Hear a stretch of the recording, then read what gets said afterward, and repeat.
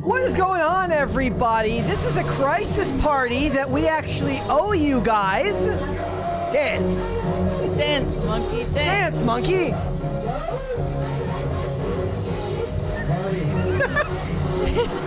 So, the internet was very, very poor here yesterday. So the show is connected to its Ethernet. It's cable internet.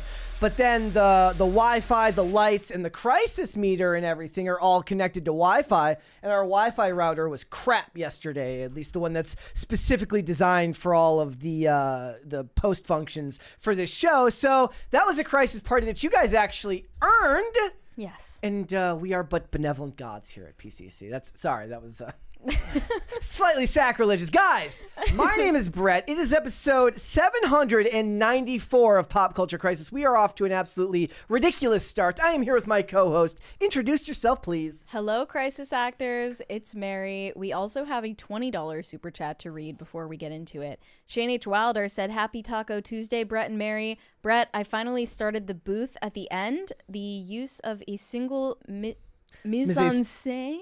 Yeah, mise-en-scène. Mise-en-scène is intriguing. It is keeping my attention even though the entire show is just conversation in a dining booth." Yes, if you guys have never seen the show, The Booth at the End, starring Xander Berkeley, it is a very, very good show. I believe it only went 2 seasons, but both of them are very, very good. It's essentially a man sits in a booth and a bunch of people can come to him and say, "I want this." And he says, I will get you what you want, but you have to do something for me. And all of their stories then converge on one another as he sort of pulls the strings to make everybody get what they want, but at what cost?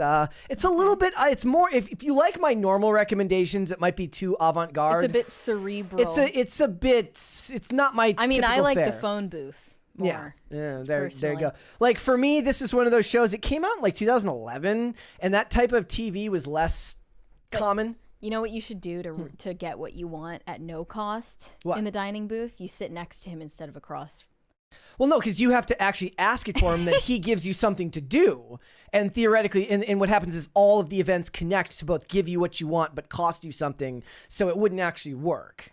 If you sat next to him instead of across, he would feel more friendly to you. Oh, maybe. Oh, yes, that is 100. We had this I didn't know if this is something you wanted to talk about. We had this whole conversation. This is a debate. When you're on a date or whatever, do you sit next to this person or do you sit across from the person that you're on a date with? Mary told me. This should actually be our poll tomorrow, if anything. But, I mean, I feel like you should sit next to the person. Mary says that when she goes on, like when she's been on dates in the past, that you don't you don't sit across. You sit next to that person. Yes, every time. That's insane. Because sitting across is just like weirdly formal. No, I want to be able to like look at them while we're talking. It feels like if you're sitting across, it's some kind of business meeting or something. Absolutely not. Like, maybe it's because I'm deaf in one ear. So the whole idea is like I would have to sit like. Okay, but if Olivia were sitting on the side of your good ear, you could hear her perfectly fine. Yeah, but I want to be able to look her in the eyes. You can if you just crane your neck. I guess that's so I have to go see a chiropractor? That's the problem, right? That is insane. Yeah, maybe we'll do this as a poll tomorrow. We should do this as a poll tomorrow. I bet you 90% of the people like. Plus, like, you guys are like moving to get your food. You're knocking each other's plate over. Like, is that take crazy? That's crazy. I really just think that sitting across is way too impersonal. It's not. Okay, so I'm picturing now. There's some big tables. We're 20 years in. Well, actually, no. It is that. So have you ever seen the original Batman, like the Michael Keaton Batman? No. At the opposite ends of like the really long table. Mm-hmm. That's how it feels. That's what I'm saying. So that maybe, but in that case, you would sit one person at the head of the table and one person like to the left or to the right of them. But I'm picturing this now, like, so, you know, it's 25 years in the future. You're married. You're at home. You've got the kids are off at college. Okay. And you sit next to each other at the dinner table? Yeah. What are you going to do? Sit on the opposite ends? Like a couple of weirdos? What are you, Morticia Adams? Well, no, you don't go the long way. You sit on opposite sides of the long side of it. So that way you're just one side across and you're closer. Okay, I guess it's maybe different at restaurants.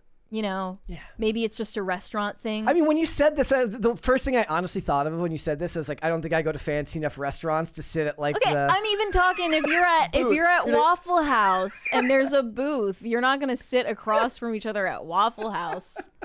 Like, it's not about how fancy the restaurant is. Yes, I am gonna sit at the. If Olivia's in the chat today, she will back me up if she shows up today at some point. Yeah, I mean, I guess that is crazy. I don't know. Maybe I'm crazy for that take. Maybe you're right though. Maybe like actually that would have been a great scene in the show. Next to him. Is they don't sit across from him; they just sit next to him and on the he's same like, side. What are you doing? Okay, well, this is making me uncomfortable. We will put that up as the poll tomorrow, ladies and gentlemen. But we are getting sidetracked here. But before we get started, hit the like button on this video, this live stream, and subscribe to the channel if you are new here and you have not subscribed here yet already. Please and thank you. Remember to share the videos and the live streams out with your friends and your family and your loved ones and everybody that you know, because the more people that you share the show with, the faster this channel can grow. Those are the two best ways to help us. So thank you so much for that. Also, you should subscribe to Colonel Kurt's YouTube channel because she is a friend of the show. She has been on here several times and she is about to hit 100K, which is a very big milestone on YouTube. She's only a few hundred subscribers away from the big 100. She's also the topic of one of our discussions today, which we will get into. So we are going to talk about the dismal outlook for Snow White. They have pared back the Hollywood premiere for this movie. No press because they don't trust either star to not say the wrong thing. Also, we're going to roast this clip that's getting absolutely obliterated on X. That just kind of shows you that Gal Gadot can't really act. And you know what? That's never been a problem before. I mean, everything else about it is wrong. The lighting is horrible. The lighting and the coloring and the costuming and everything about it is just ass. So we're going to talk about that. Also, there are more updates in the ongoing Blake Lively drama because it seems that her and the star of her upcoming movie, the fellow star of that upcoming movie with Anna Kendrick, they don't like each other. Shocking. Also, we are going to cover a very special person who went to protest that movie because Colonel Kurtz says that, Blake lied and people died. No, nobody died. Nobody She didn't died. say that. But Colonel Kurtz is tagged in our description today. So if you have not subscribed to her already, you absolutely should. Yeah. What are you waiting for? We want her to hit 100K. She definitely deserves it. She is out there on the streets doing the work, creating content for us. Yes. She's not just creating her own content, but content for us to cover. So exactly. Props. All right. Props. If you're ready, then we'll just get started. You ready? Yeah, let's go. Let's go for it. Sydney Sweeney is stepping into the press tour for her upcoming movie, The Housemaid, alongside co-star Brandon Sklenar. He also was co-star of Blake Lively in It Ends With Us, playing her high school boyfriend. Not a lot of people know that, but he's an up-and-coming star, I would say. I mean, he's no Glenn Powell. He's no Glenn Powell, that's for sure. Call me biased. But it appears that Sydney Sweeney is going back to her successful marketing strategy of selling a showmance to the public. She is posting a video of her and Brandon Sklenar where he picks her up, he foists her up on his shoulder and shows off how strong he is, and they're giggling. And everyone is thinking, this looks familiar. This looks like exactly what you did with Glenn Powell when you leaned into these dating rumors in order to sell your rom-com, Anyone But You. And nobody loses more than her fiance. Yeah. Who, by the way, she did postpone their wedding again. I mean, I don't know if it was her, but they have postponed their wedding again. They confirmed a couple of weeks ago, actually, that Sydney Sweeney and her fiance delayed their wedding that was supposed to take place this May until an undetermined date in the future because she's so focused on work. And she's also so focused on her colleagues that she's working with, apparently. And people think that either Glenn Powell or Brandon are coming in between her and her fiance and their relationship. Let's take a look at this video, though. So this is this one, correct? Yes. Yeah, here we go, guys. That was an unfortunate pause I had there. Yeah. Muting. Not getting copyrighted. This is the trend, though. I see a lot of girls doing this with their boyfriends. I saw that. I mean, that was actually one of those things where she could have very easily fallen over the back there, and he would have had to catch her by the. Have you ever seen the videos of like stunt gymnastics with the spotters, where they just pick the girls up and throw them around? The falls are crazy. Like the women that do that are fearless. He was giving male cheerleading. And then carries her out of the room. Yes. Like that. And her husband's like, sure, why not? You know, it's funny because he kind of looks like a stunt double for Glenn Powell. He does. He basically looks like a guy who would get hired as the stuntman for Glenn Powell. He does. It's giving Fall Guy. Yeah. You know what I mean? He's not. He's the Ryan Gosling of, but not Ryan Gosling. Also, the Housemaid, the movie that they're in together, is not a rom-com. So why are you marketing it as if it is one? It's a psychological thriller where she plays a young housemaid that's hired by this insane married couple. Yep. It's Brandon Sklenar playing the husband, Amanda Seyfried playing the wife, and I guess she gets entangled into some kind of psychological horror show. I mean, is she like a one-trick pony with her marketing techniques? She's like, this is what people will believe. You know, I mean, she'll if move this on. is what it takes to get people into theaters for something, I can't blame her. It worked one time. Why not try again? Maybe she'll move on to like Fake Addiction for one movie. Oh yeah, Total Crash Out. Like a movie was like so Lohan. Emotionally scarring that it turned her into an addict. And then what'll ironically happen is years from now, they'll make a movie about how ironically her best role was never the movie itself, but the promotion for the movie. You know, maybe this is where her acting skills shine, is off camera. Yeah. Well, that's actually not to draw everything back to a TV show, but there was in the show Leverage, the character of Sophie, who was like a world-class grifter, the best actress in the world as long as she's committing a crime. Anytime she's actually on stage, she's absolutely awful and can't act at all. Like she's really, really bad. Yeah. So maybe that's what it is. She's just like Sophie Devereaux from Leverage.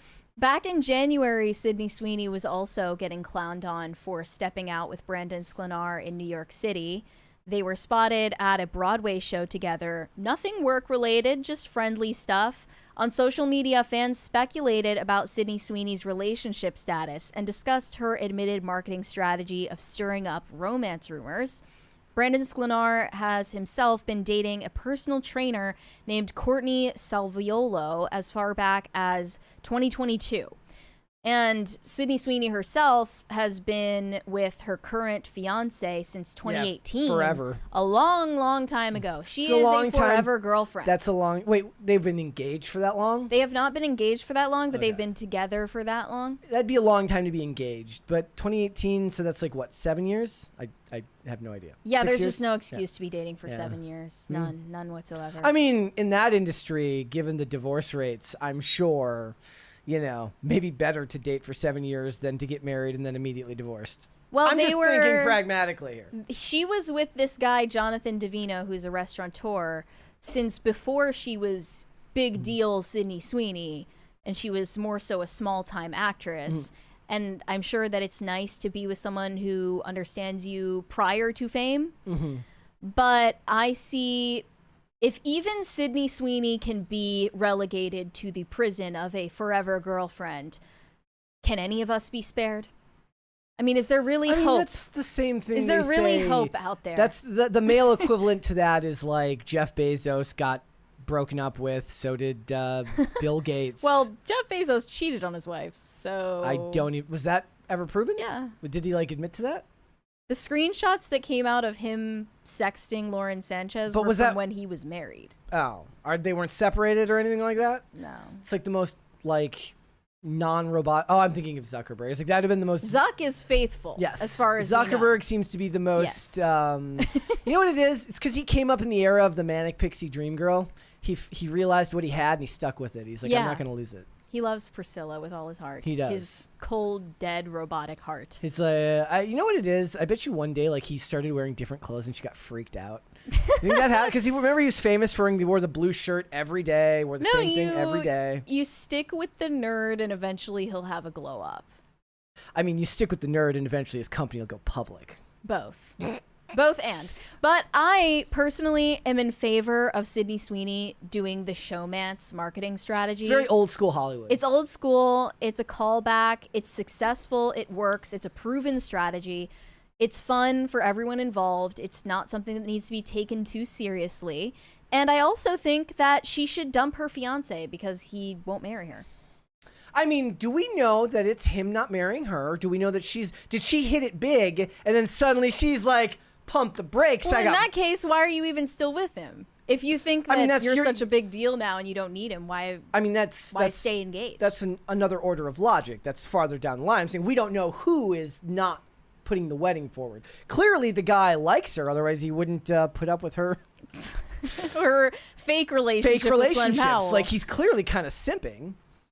Okay. Because he's putting up with the fake relationships. Interesting take. I mean, because Glenn Powell was with some supermodel at the time of Anyone But You, and they broke up months later because of all the rumors that were circulating about him and Sydney Sweeney. So do we know who is like responsible for putting off the wedding? Because I refuse to I refuse to blame either one of these until we know for a fact that he's like, honey, I want to get married on this day, and she's like, you know what?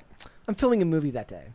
And then every time, like, he lists a date, she goes out and find. Like, her whole life now is finding new movies to make so that she can be busy whenever her husband wants to get married. I'm just, like, picturing her taking her fiance to work dinners, and he starts a conversation with Brandon Sklenar, and he's like, so what do you do for a living? And he's like, I'm a restaurateur. And Brandon is like, oh, cool. I played one of those in It Ends With Us. It's, So I know all about the industry, bro. That's one of those things that they always use whenever they have like meta characters in shows where an actor is in a movie as an actor. It's like an actor is being questioned by the cops. He's like, don't test me. I played a cop on this show for 3 seasons. It starts like, I know my rights. Doing CPR on someone. Like, I played a doctor once. Look, I am not willing to cast this dude out as the problem until we find out who is responsible for holding off the wedding. I would say that if his name is Jonathan. If anybody's life has changed more drastically, that would indicate that change. It's hers, not his. His life seems to be pretty consistent. You know, suddenly now she's all big. She's like, look, I'm on Euphoria. I can't get married right now. Yeah. So I'm in Anyone She's But popping You. off. I can't get married right now. I think her fiance was cool with the Glenn Powell rumors because Glenn Powell is notoriously a strict gentleman. Of course. I showed you that earlier, where apparently at the 2023 Critics' Choice Awards, Amanda Seyfried, she had a wardrobe malfunction, and she said her boobs fell out. I mean, I was like, I didn't see any boobs in the photo. Her boobs fell out. There weren't really any there, but from what was there, apparently Glenn Powell jumped to the rescue and like covered her up, and she says he didn't look, I don't think, and I'm like, there was nothing. I mean, technically he had to know. He had to look, otherwise he wouldn't have known something went wrong. Right. Yeah. Bro caught a sneak peek, was like, meh, and then was like, meh, here you go. Moved on with his day. I saw a similar clip of Millie Bobby Brown and who was this co-star? Oh, no, it was Chris Pratt. Chris Pratt, where he walked in front of her because she was wearing a dress and she had to sit up. Or she had to stand up in this short skirt and he like had to cover her from the photos. That makes me question whether fashion and function really work together. Yeah, that's what I'm trying to say. If you are wearing a dress where at any moment your boobs could fall out, maybe just wear a better dress, you know? I mean, though, who was the one who had it was Jennifer Lopez had the very famous dress where people learned the meaning of double-sided tape back in the early 2000s. I guess I wasn't around for that. Yeah, and people were like, what's holding it up? Double-sided tape. I think Kim Kardashian popularized that. There you go. So, as we know, Glenn Powell is the future of Hollywood. So, and here's the thing. Those stories it's like the story I was telling you about Chris Van Vliet yesterday, saying like, he's like, I talked to Tom Cruise and he was like, it was unnerving how it's like he's looking you dead in the eye and nobody else in the world matters but you in that moment. If you want to know what that's like, talk to Ian. Ian is the same way here.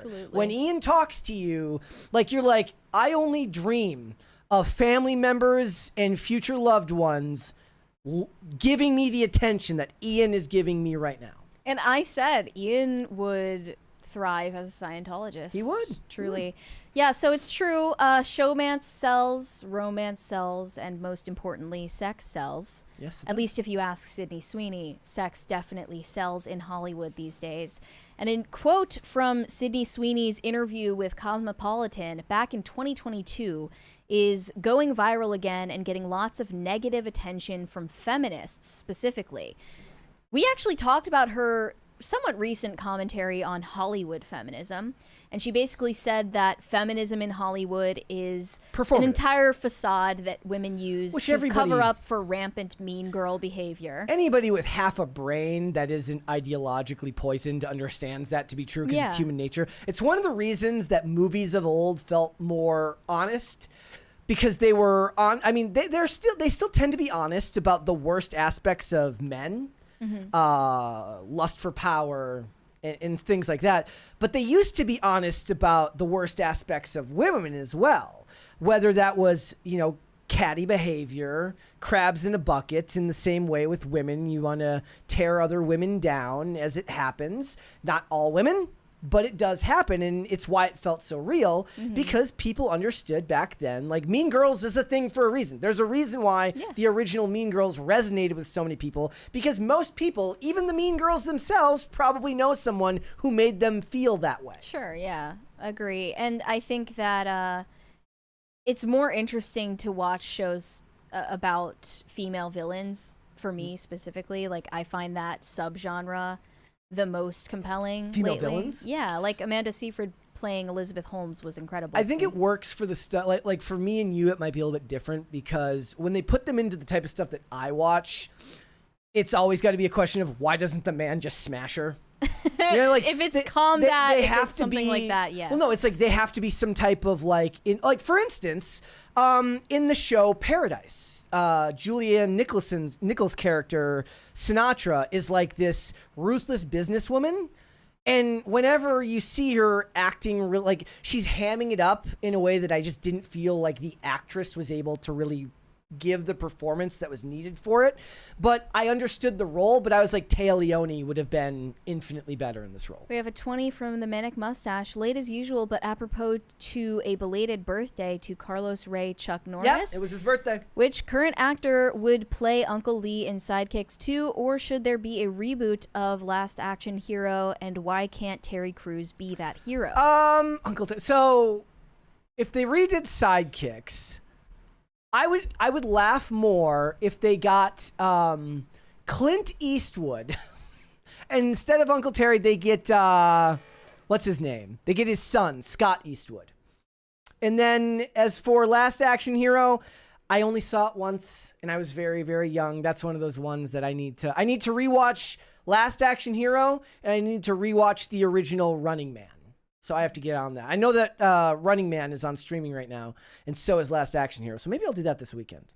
So to what you were saying, yeah, it's obvious that feminism in Hollywood is a facade, and it's for all of this backbiting and backstabbing behavior that goes on in that industry. And also people relate to that in their own lives. So that's what Sydney Sweeney was trying to call out. And this comment that she gave to Cosmopolitan a few years back is actually about women in Hollywood doing sex or nudity for films and TV shows, and the way that it's perceived. When men do it, she says it's completely socially acceptable, but when women do it, they're accused of degrading themselves, probably because of people like me. Wait, when men do it, when men do what? When men do what? She's saying when men do nude scenes or sex scenes, it's not looked down upon, but when women do it, it is. Well, that's because the female form is more valued than the male form. Right, that much is obvious. But here's her full quote. They asked her, how do you feel about doing nude scenes personally? She said, I am so disconnected from it. When I get tagged in Cassie or Pippa from the Voyeurs nudes, it feels like me looking at their nudes, not Sydney's nudes. When you film one of these scenes, it's so technical and so not romantic. There are people staring at you, there's pads between you, there's nipple covers and weird sticker thongs all up in your butt. When I saw the Voyeurs for the first time, I wondered if I'd done too much.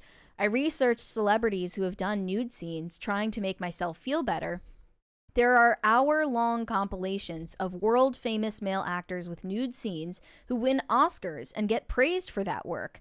But the moment a woman does it, it degrades them. They're not actresses. They just take off their tops so they can get a role. There is such a double standard, and I really hope I can have a little part in changing that. I disagree with like that entire premise. Like, I've never heard of men being celebrated in the same way. I don't even know if I've ever heard of a discussion about anybody caring about men's nude scenes, other than the fact that they feel like now they outnumber the female nude scenes in a lot of TV shows. Like, they're more likely to give you, like I said, Reacher is shirtless in every episode. Right. For no reason. He's just shirtless all the time. And I don't hear about people being like, it's stunning and brave for men to win awards for being naked. I do, however, hear the chick from Anora saying that shout out to all the sex workers and that it was somehow stunning and brave. It's always stunning and brave for women to do it because it's empowering. It's not empowering for men because there's nothing empowering about it. I mean, there's nothing empowering about it either way, but there's nothing empowering about it for men because men have the physical dominance anyways. Well, it's also just factually not true. If you look back, I just saw the Hollywood Reporter list 14 actors who won Oscars for playing sex workers. And this applies to the actresses who received the Oscar for Best Actress the last 2 years in a row. That includes Mikey Madison for Anora, playing a prostitute and stripper, and also, of course, did nude scenes for that role. And then the year before that, Emma Stone for her performance in Poor Things as a baby prostitute, which also involved sex scenes and nude scenes. A better comparison would be the way in which Hollywood valorizes playing roles as gay people. As gay characters. For straight people. For straight people. How they used to do that. Heath Ledger in Brokeback Mountain. We also wanted to show this clip of Cheryl Lee Ralph where she says that the formula to get an Oscar is to do sex scenes. Well, I was disappointed that Wicked didn't get more, but I was absolutely excited for Paul Tazwell. Oh, I love Paul. I'm telling you, but I have told people over and over again, the fastest way to an Oscar is either on a pole or have... I'm telling you, sex sells, baby. Sex sells. So that's what she was saying about Mikey Madison's role. But what's weird is, like, look, that's actually wrong. Sex wins awards is what she's talking about. Sex sells is something completely different. The thing that sex wins awards is avant-garde artistic stuff that's designed to be somehow introspective and say something about sex in the culture. Sex sells as a marketing ploy is Tate McRae or Alex Cooper doing the ad for Carl's Jr. Yeah, that's supposed to be sex sells. There's a difference between Anora doing sex scenes and then winning an Oscar for it, and Sydney Sweeney doing body wash ads. Anora won all those awards, went back to the theaters, and made all of $1 million last weekend. It did not sell shit. Yeah, exactly. And then I saw some responses to Sydney Sweeney's quote about the double standard, where feminists were saying, you know, I would agree with you, but you're Sydney Sweeney, so I disagree with you. Lol. They said, Sydney Sweeney, who built a platform purposely appealing to porn-sick males, is trying to chat feminism with us. She built a platform playing to her strengths. She didn't wake up one day and go, there's a porn epidemic in this country, and by God almighty, I'm going to get out of the gutter by appeasing those who are addicted to Pornhub. That's not what she said. Expanded on this point. Feminism isn't a blanket that absolves women of criticism. That's weird because usually it is. Sydney isn't progressive for purposefully playing into over-sexualization for profit and then complaining about its effects when others with less autonomy have been consistently exploited by the industry for it. This is one of the cornerstones of what changed for feminism once like the 21st century rolled around, which was as soon as they were able to democratize porn and make it something that you could do on your own rather than something you had to do for a company. Well, somehow nudity and porn are bad unless you're doing it for yourself and there's no middleman, right? The idea was that you were cutting out the person who would be the one taking advantage of you. Right? Somehow it's better to do it on OnlyFans for yourself, even though there's a huge company that's absolutely taking a cut of everything you do. It's not a specific person. So somehow is OnlyFans more ethical than your agent or the person who works for the specific production house you're making a movie with? Is it because you're taking the risk of being harmed in the process on your own, where there's less safeguards than there are put in place for the people who work in that industry with the endless testing that they do? And so, like, if anything, it's probably more dangerous now. In Hollywood? No, I'm specific. I'm widening out to like OnlyFans and porn. Okay. Like I'm drawing it back to feminism, but the idea is like it's safer for them now because they can do it for themselves. Okay, except for now when they go do it on their own, there's no company. It was like the girl who did the 1,000 guys. They had to take the video down because there was no way to confirm ages. Like you're telling me they're testing everyone that does that? How is that safer? The sad fact is neither one is safe, but any ideology can give you a fair enough reasoning if you don't look at it widely enough. I have to say, I kind of agree with the spirit of the feminist take on this, because I think that Sydney Sweeney is engaging in doublethink and kind of being feminist only when it's convenient for her. I mean, that's most of She shouldn't be feminist at all, but she's basically wanting to play both sides, and you can't get away with that. And she's going to, yes, degrade herself by showing off her body to the entire world. And then she gets mad when it's perceived as degrading. It is. It just is. And everyone knows that. And it's because of the value placed on the female body. Exactly. That it's perceived as degrading to give it off to like everyone in the world. Do you think so it's not like, do you think it's to avoid being pigeonholed the other direction? Pigeonholed as like, remember they were like her parents are MAGA, and then she became a darling to the online right.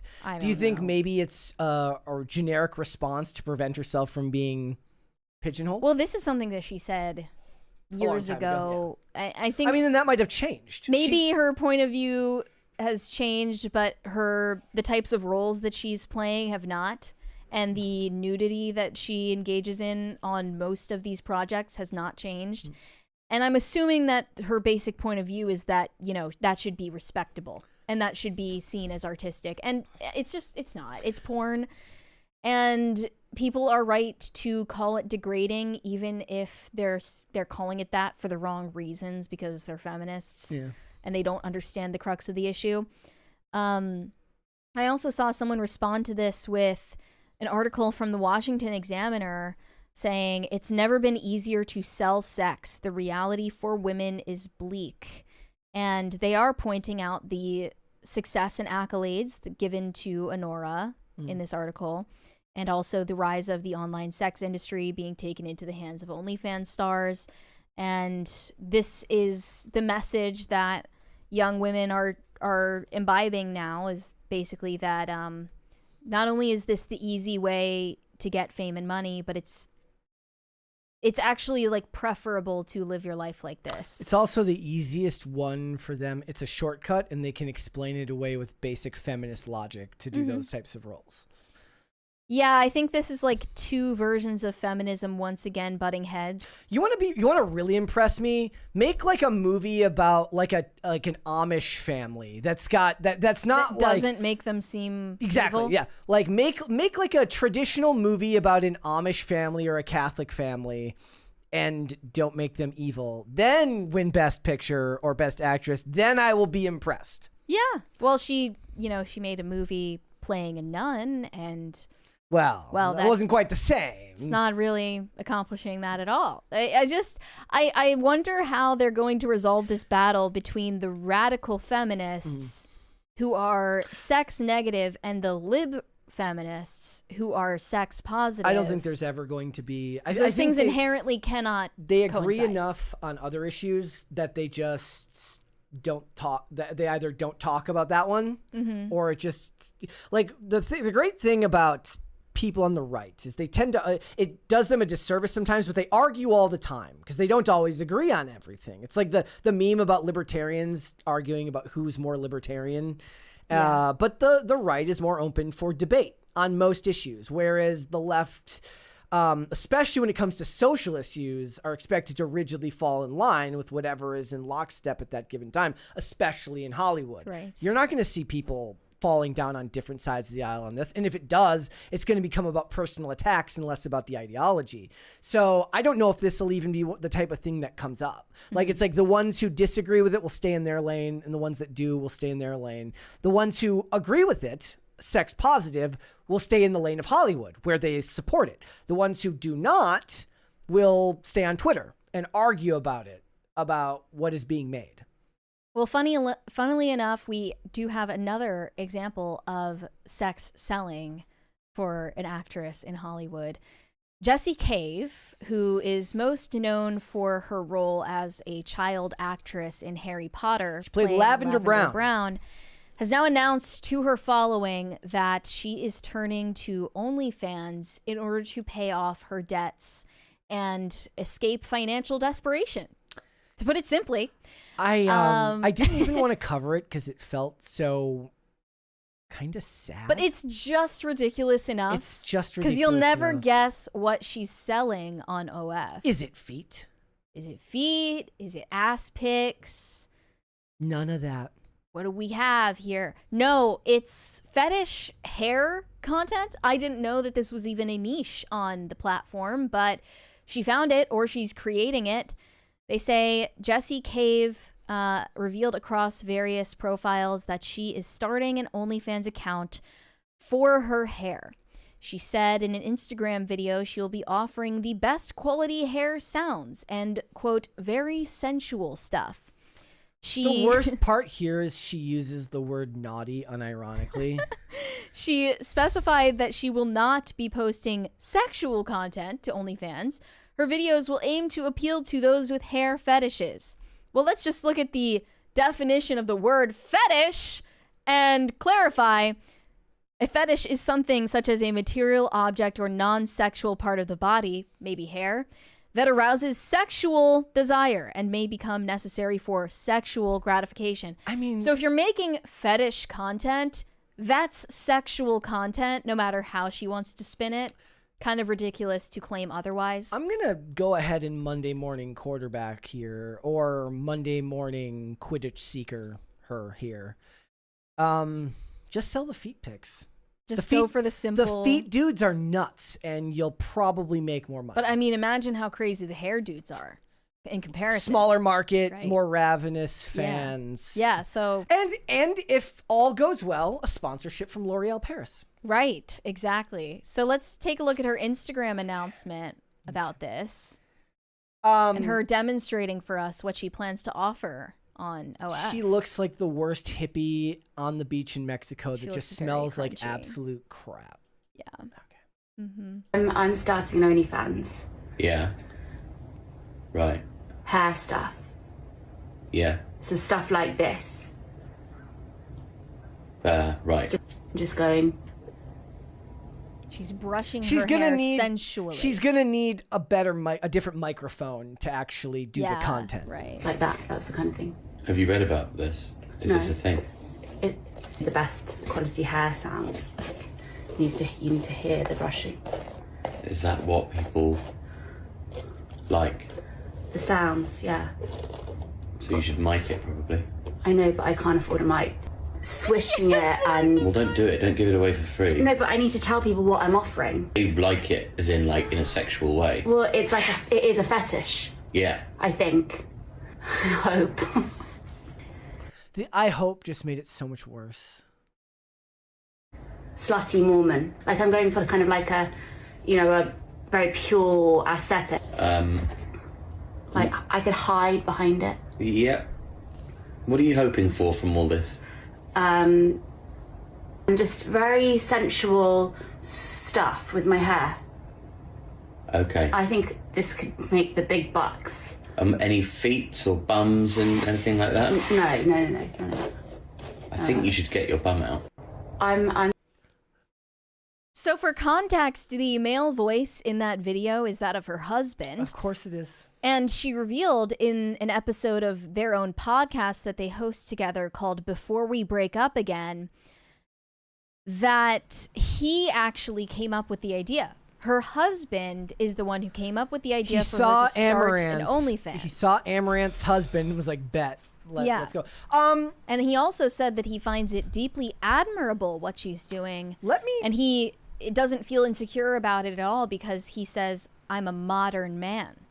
He actually said that. Let me allow a moment of Monday morning Quidditch seeker again. Not Monday morning quarterback, Monday morning Quidditch seeker, because we're keeping with the Harry Potter theme.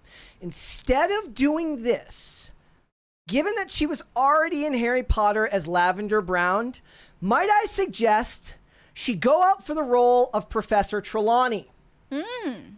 Interesting. This could be a good opportunity for her where she doesn't have to sell hair videos anymore. At the very least, these shows and companies love to do like cameos with old actors. I'm sure they're going to drag Harry Potter, like Daniel Radcliffe's ass, onto set for something. Just go and try to be Professor Trelawney. You're a lot closer to that than you are to being successful doing anything sexual. Maybe the lesson in all of this is like, don't put your kids into acting because it doesn't guarantee them a financial reward in the future as an adult. At least if you're not Daniel Radcliffe, if you don't reach the level of Daniel Radcliffe, or Emma Watson, or you know, the main kids, right? Rupert Grint.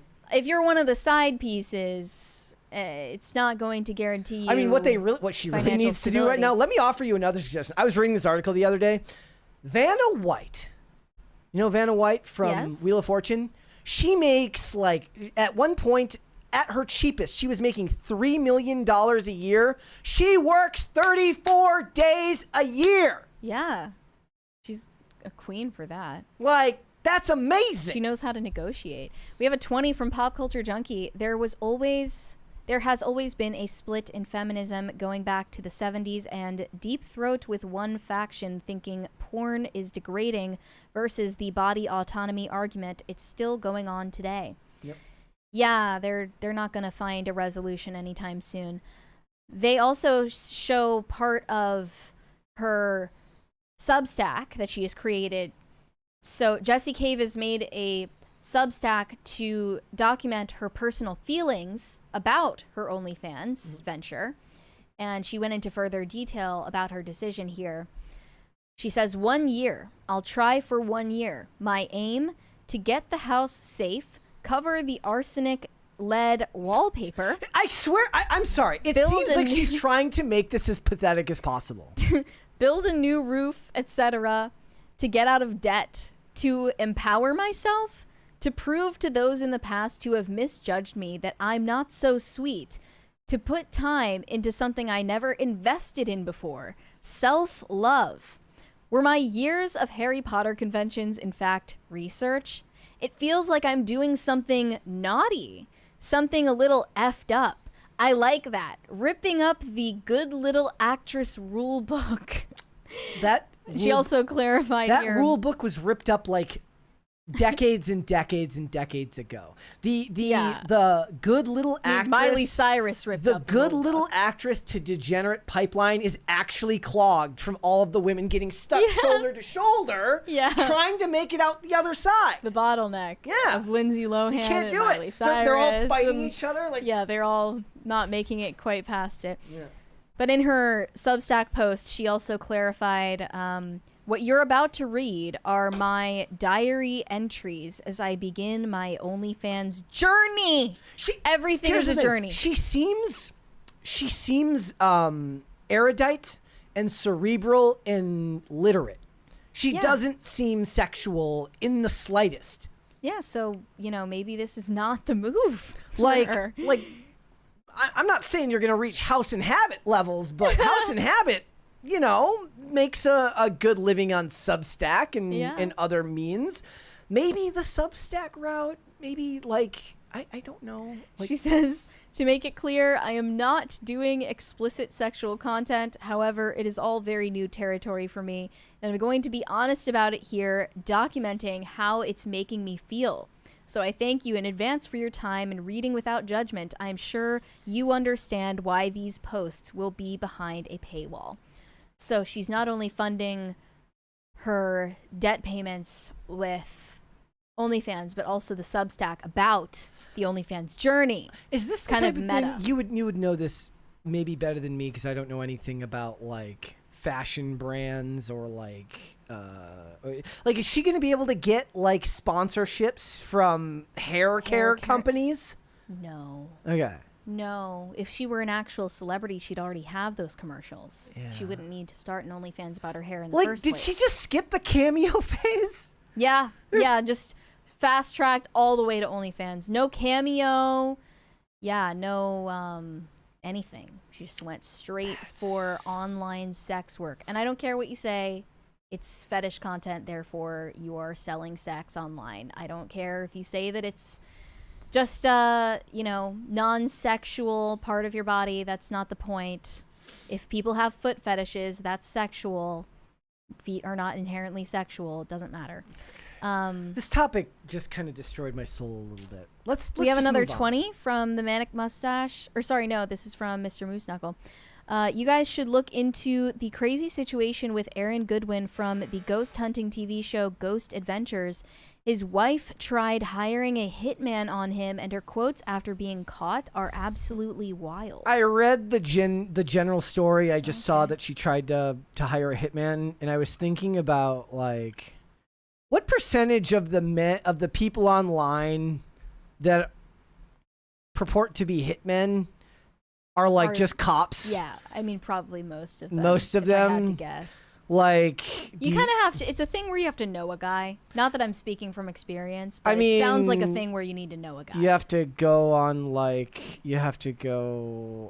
It's like how on people a Tor network. You wonder, like, how did this person like find their plug? Like, usually it's just someone you've known since like 8th grade. Yeah. You know, it's a thing. No guy knows a guy. Well, everybody's You don't look on the dark web. the Silk Road. Yeah. I was thinking like everybody, the best thing you can be in life if you're a dude is to be the dude who knows one of everybody. Like you've got friends and You've you've got got a guy for and you've that. got buddies. Yeah. Friends are your friends. Those are your homies. Those are the ones you hang out with. Your buddy is like, I got a buddy who works Yeah. on cars. I got a Yeah. buddy who's a plumber. I got a buddy who's an electrician. I got a buddy who does this. Right. Like all the most social people I know probably have paid half for everything their entire lives because I got a buddy. He Yeah, does you it. you Now- pay the introvert tax. no, that's 110% So real. true. Like I said, like the worst thing going for me is like I'm gonna leave this job with absolutely zero extra contacts, despite being around tons of people that you should be Because networking man, with. networking is cringe. It is no, it's socially impossible for me. But the point being that like now every once in a while you do have the one buddy who says they can do it for cheaper, and it turns out like shit. Yeah. But that's not all the time. Thank you. I don't know if this is our second. It's technically the first, but it's the Okay. second because we were making up for the one from yesterday. Thank you guys. Okay, let's do cringe and cute of the day. What would you like to see first? Let's actually start with cute because I think we need like a drum roll for this Okay. one, for this All right. cringe today. Here we go. Aww. From Josh, Howie says, "Pet my belly." Very cute. Very few. Not all cats like to have their belly. Is he touching his toes? Okay. Not all cats like to have their bellies rubbed. Yeah, they get very So temperamental. Mocha is Tire marks on that thing. Mocha doesn't really care, but doesn't like it. Chloe will smack you. Chloe will smack up. My cat would smack if she got overstimulated, but she would like love it at first, and then she would like gain sentience and be like, "Wait, you're rubbing my belly," and she'd freak out. Toast loves it. Toast so is cute. all on board I love for that. So, cat tummy. all right, let's do one more here. This one's from Corey. I moved this one up because he quote tweeted it and said, "I think you missed this one," so I'm making good. Okay. Says Barley and Rizzo catching Z's. Oh. Sleepy pups. Very cute. All right, let's go ahead and let's go to haven't Cringe. seen And you Cringe said yet. you wanna do a drum roll for this one? Well, the cute was the drum roll is my point. So now we've it says built up anime. to it. All right, here we go. Anime girls that are cute, they're anime girls that are hot, and anime girls that are beautiful. Who's the hottest anime character? Are we rolling? Yeah, we rolling. All right, let's try that again. Who's the hottest anime character? Well, it depends, because there are anime girls that are cute. Oh, so that's the whole thing. No, There are anime girls that are hot and anime girls that are beautiful, but I will always come down on the side of the easy one, and I will say Revy from Black Lagoon, because she is just the right amount of sexy. Not too exaggerated proportions. She is well built. She is fit, endowed just enough to the I mean, people laugh at this type of stuff, but you can get an A on a paper in college for writing stuff like this. point where she doesn't look like a glorified H character. I think that between her looks, her fiery personality, the skills she has with firearms, and just how surprisingly deep her character is. Like, she's not just some hot-blooded gunslinger. There's layers to Revy. I think that's why she's my pick for the hottest. She doesn't just look great, but she is a great character in and of herself. And I think that's what's most important when it comes to judging anime girls. Yeah, wow, I love that answer, honestly. Bro's like, do you want a job or what? Like, There are anime girls that are So, my favorite part was when he just made the guy restart the entire interview ready? so he could preface his statement. I mean, look. He's clearly thought about this for many hours. I talk on a microphone 5 days a week, 2 hours a day. I can't reach that level of intellectualism on anything. So, bro knows his stuff. Kudos. He's an expert on one thing at least. W's for this dude. Yeah. Okay. All right. I shudder to think the amount of body pillows that he has in his home. Well, you know what? If that's true, they should be comping them for him. Yeah. Let's get started.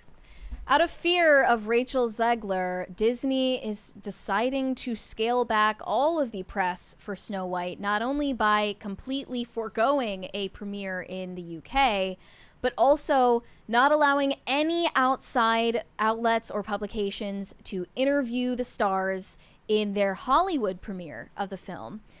Variety reported Disney is hosting a Hollywood premiere on March 15th, so that's coming up really soon. But the studio will not be rolling out a red carpet like it usually does. The festivities will include a pre-party and screening at El Capitan Theater with Rachel Zegler and Gal Gadot, who are expected to attend, but the red carpet will not include dozens of media outlets usually invited by Disney to interview cast and creatives at its premieres, and instead, coverage will be limited to photographers and in-house crew, which basically means only Disney-paid employees are going to be asking any questions of the stars on the red carpet. So they have complete editorial control. I mean, and they're not going to have anything that might catch her by surprise, catch her off guard, because they have media trained her, sure, but you can only do so much. Yeah, when the Variety gunslinger comes out with the questions that everybody knows are designed to trap them into answers, where the guy comes up and goes, Rachel, I got a question. Like, is Snow White a queer story? No, it's always that one. It's the one guy. He's Variety. Who works for Variety. And he's like, tell me I forget about how... his name, but he walks up to people with his lisp and he's like, so tell me, like, is this like the gayest Snow White that we've ever seen? And then he waits for her response, and if she pauses, he'll be like, it's okay, you can be honest. Yeah. Like, that is a trap, my friend. Yeah. That is a quotation trap designed to ruin your opening weekend box office so that they can get some meager extra clicks. And to be fair, I think that of all of the major trade publications, Variety is the best of them, at least as far as ones that I don't use Deadline very often. I don't like the layout of Deadline. The Hollywood Reporter is kind of annoying. Variety is probably, when it comes to giving us content, it's Variety all the way, because they catch these people saying these stupid things. These outlets are not your friends. If I was Disney or Universal or Paramount or any of these companies, I would just never let these trades. And you know why? Because the trades are going to cover them anyway by doing quotes of the articles and then doing their own write-ups. You're going to get the promotion either way. So I would just not ever include any of these publications because they don't want to help you. They want to help yourself. And the way to help themselves is usually the complete opposite of what is good for you as a studio. That's why they never ask questions that are actually about the movie, or they always slip in one trap just in the middle of normal questioning. They'll slip in a trap question to bait these stars who are usually dumb enough to take the bait. I mean, it's like they're what they're best at. I wonder if it's like they're like, look, they're feeling fun and fancy free. It's premiere night. Maybe they've had a glass of wine, and this guy's like fish in a barrel. Yeah, like easy. I'm about to end these fools. It's like taking candy from an actress. Snow White publicity plans have already included Gal Gadot and Rachel Zegler presenting together at the Oscars, followed by Rachel Zegler making a promo appearance in Tokyo. Rachel Zegler and Mark Webb, who is the director of the movie, will also visit Spain, followed by Rachel Zegler hosting a screening in New York City for the Broadway community, who, you know, she's like part of that. That makes sense. That's her bread and butter. Like maybe she can go have a screening on the campus of Columbia. Yeah. I mean, they just listed out every last controversy and not even an exhaustive list. But if you put it all together, you've got the Dwarves controversy with Peter Dinklage, and you've got the D23 clips where Rachel Zegler is most infamously trashing the movie. Then you've got the fact that she's posting about hating Trump supporters. That they don't like each other. She's also posting about Free Palestine, and Gal Gadot is Israeli. And there's the rumor going around that they have tension because of that. And that's just not even to mention the fact that the movie looks like shit. Got made during the strike, had to be delayed, cost a fortune. Yes, but then you see the final product, especially this clip of the movie that Disney just released, and none of that was worth the trouble. You see this clip, it doesn't just look terrible in terms of the lighting, the color grading, the costuming, especially Rachel Zegler's hair that makes her look like Lord Farquaad, but also the acting is just abysmal. And right now, this clip is getting a lot of negative attention, especially for Gal Gadot's poor performance as the evil queen. Might as well. Let us not preface any of this by pretending. Look, I think that Gal Gadot is the perfect example of, like, if men have like dumb action stars, which is like they're not expected to give you the best performance in the world. The Rock is not supposed to give you Shakespeare. No. I would actually argue that if you look at a movie like Boiler Room, Vin Diesel proves himself to be a completely capable actor, but he'll never be remembered as that because of the Fast and Furious movies.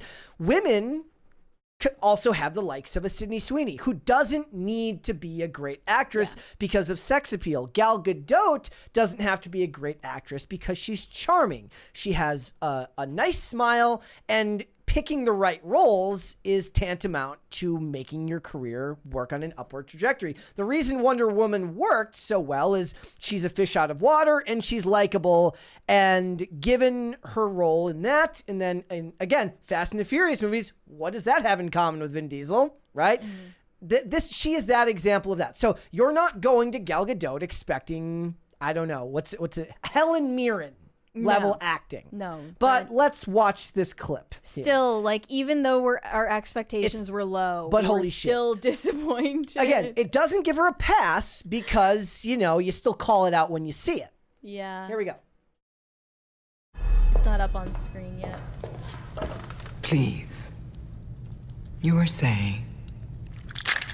It's just, This is Your Majesty. She's eating lobster. People are struggling. It's also like comically loud in the cracking. Yeah, she's doing lobster ASMR while Rachel Zegler is monologuing.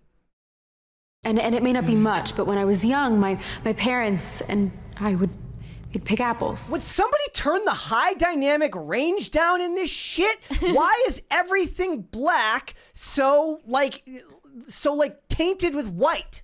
Like, there's no shadows. It's like everything is like oddly visible, but not visible at the same time. We take them and make pies, then go out and... Like, this back here should be dark. Yeah, like it doesn't actually look like a What? candlelit room. That's all I'm saying here. To the village. Pies are luxuries. They don't need luxuries. Gal Gadot has never looked at her kids and said no to pies. Her No. kids ask for pie. Gal Gadot says yes every single time. Absolutely. There's a reason we forgave her for the Imagine debacle. It confuses them. But sometimes something small, something sweet even can make you believe that there's more to being alive than mere subsistence. Now here is the big. That was actually really funny. This is the big moment, right? Here we This go. is the big You know, line. I really don't remember you being this opinionated. We pointed this out before that in two different versions of the trailer, they used the less, what did you call it, Goodfellas-esque Yeah. opinionated. Like Yeah. they used the less severe one. That's probably the better one anyways. My apologies. It's just. I feel they need some kindness. Thoughts so far? Not many. Okay. I wonder how much of that was sound design and how much of it was the actual costume. Not the costume. I mean, they make it's so like cheap. Fearless, fair, brave, true. How quaint. Okay. I have a complaint about the way that they did Gal Gadot's makeup as well. She looks like a Sephora employee.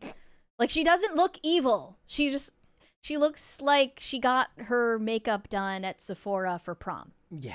With these big false eyelashes and acrylic nails. What's that about? Here were some of the responses.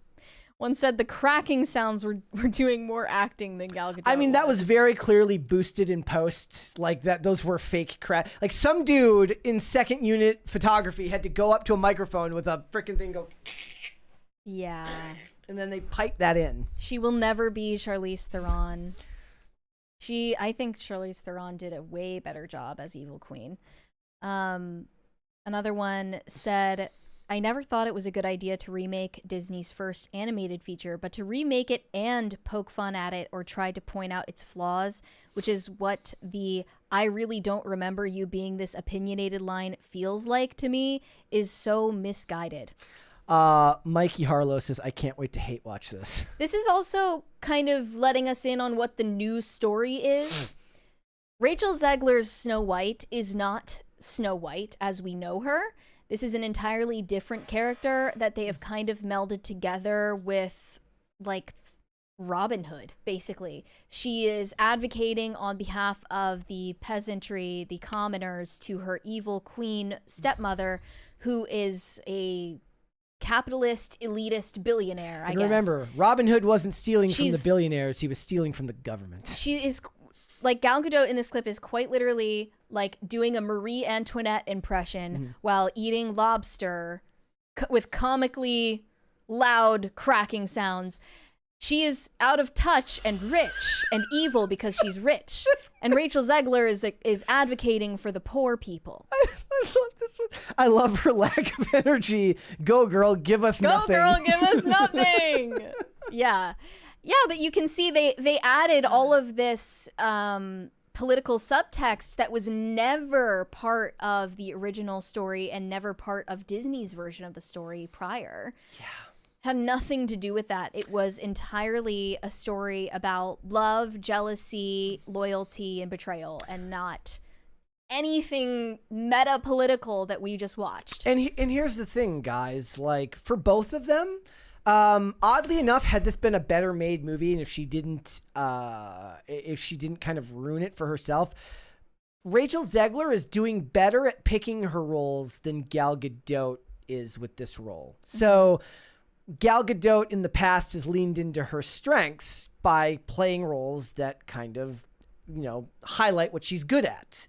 I didn't like her I thought she was okay, if not really, really boring in Red Notice. And what was the one that she was in on Netflix a couple of years ago? It was so boring I had to turn it off like halfway through. But even in that one, it was like she was finally the lead of this movie and not a co-lead. And she couldn't really care. Heart of Stone. Heart of Stone. Oh, right. I turned it off because I was like, there was like one scene where she's like coming out of a swimming pool and she smiles up at this dude. And I'm like, they based the whole movie on this shot.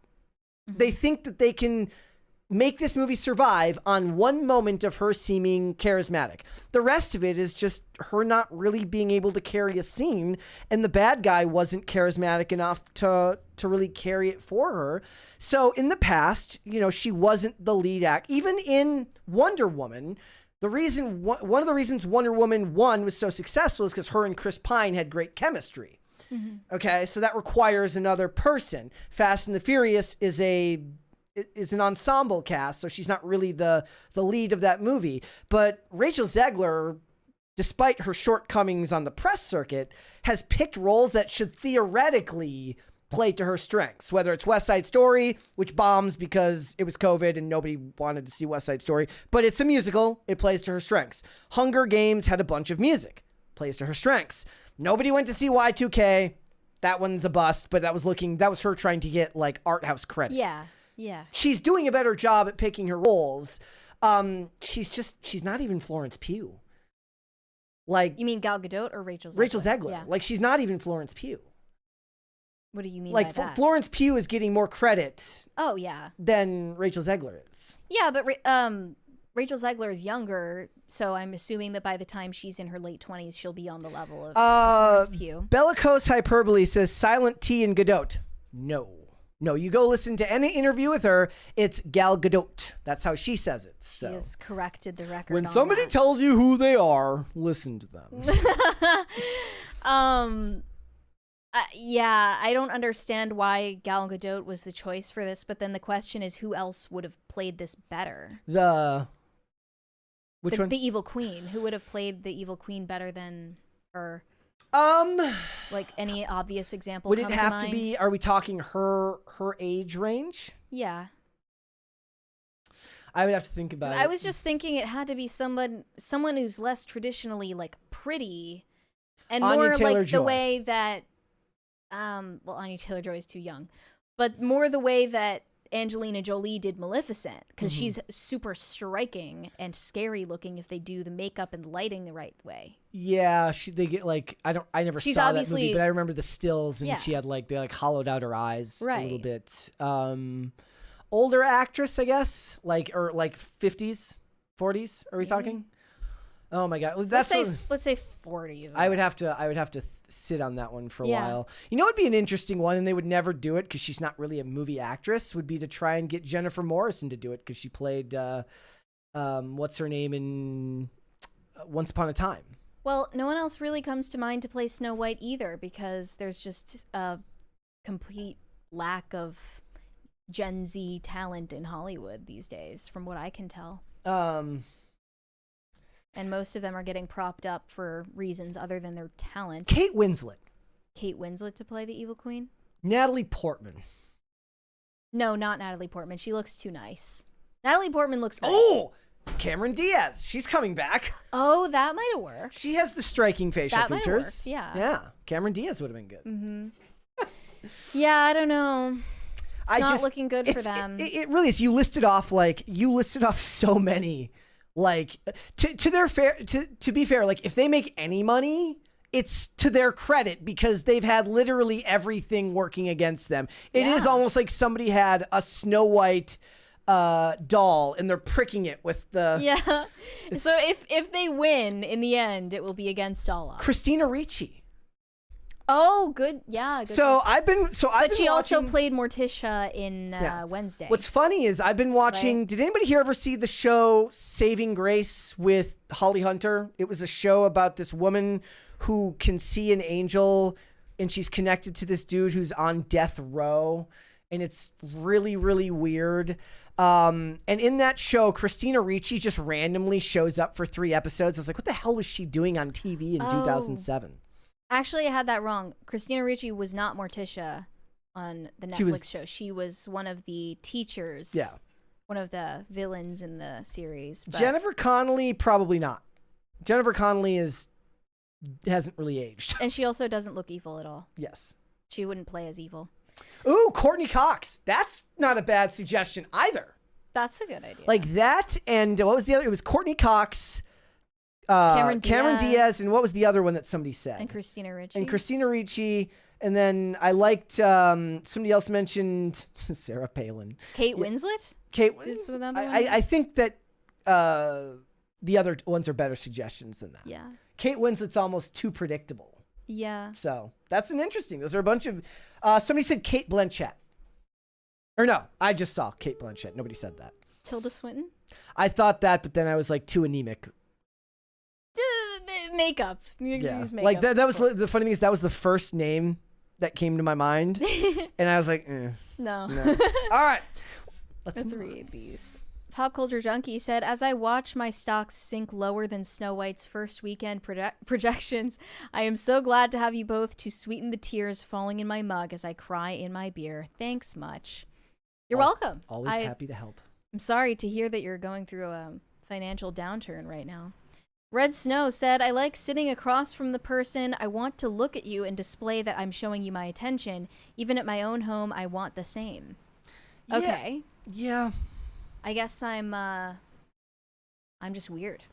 I have the weird take on this. I'm still going on these names. I like Rebecca Romaine. I wouldn't recognize her. Rebecca Romaine Stamos. She used to be married to John Stamos. And I like Helena Bonham Carter. Yeah. I like that idea too. Yep. Might have been a little bit too expected, but who cares? But who would play Snow White though? Like, genuine question, who would play Snow White instead of Zegler? Because I just can't think of a single person. Haley Steinfeld. What? Why? Dark hair. She's actually probably she's not fair skinned enough. She's not pale. Oh, but she's also got it. Older. Zendaya. Oh yeah, perfect. Yeah. The only improvement that could possibly be made on Rachel Zegler's Snow White movie is if Zendaya got Millie the Bobby role Brown. instead. No. She could play the evil queen. Immediately no. She would literally play both of the characters in different shots. Chloe Grace Moretz. She's too old. There's no one in her. What age are you looking at here? It says she's 28. Zegler was cast when she was 19.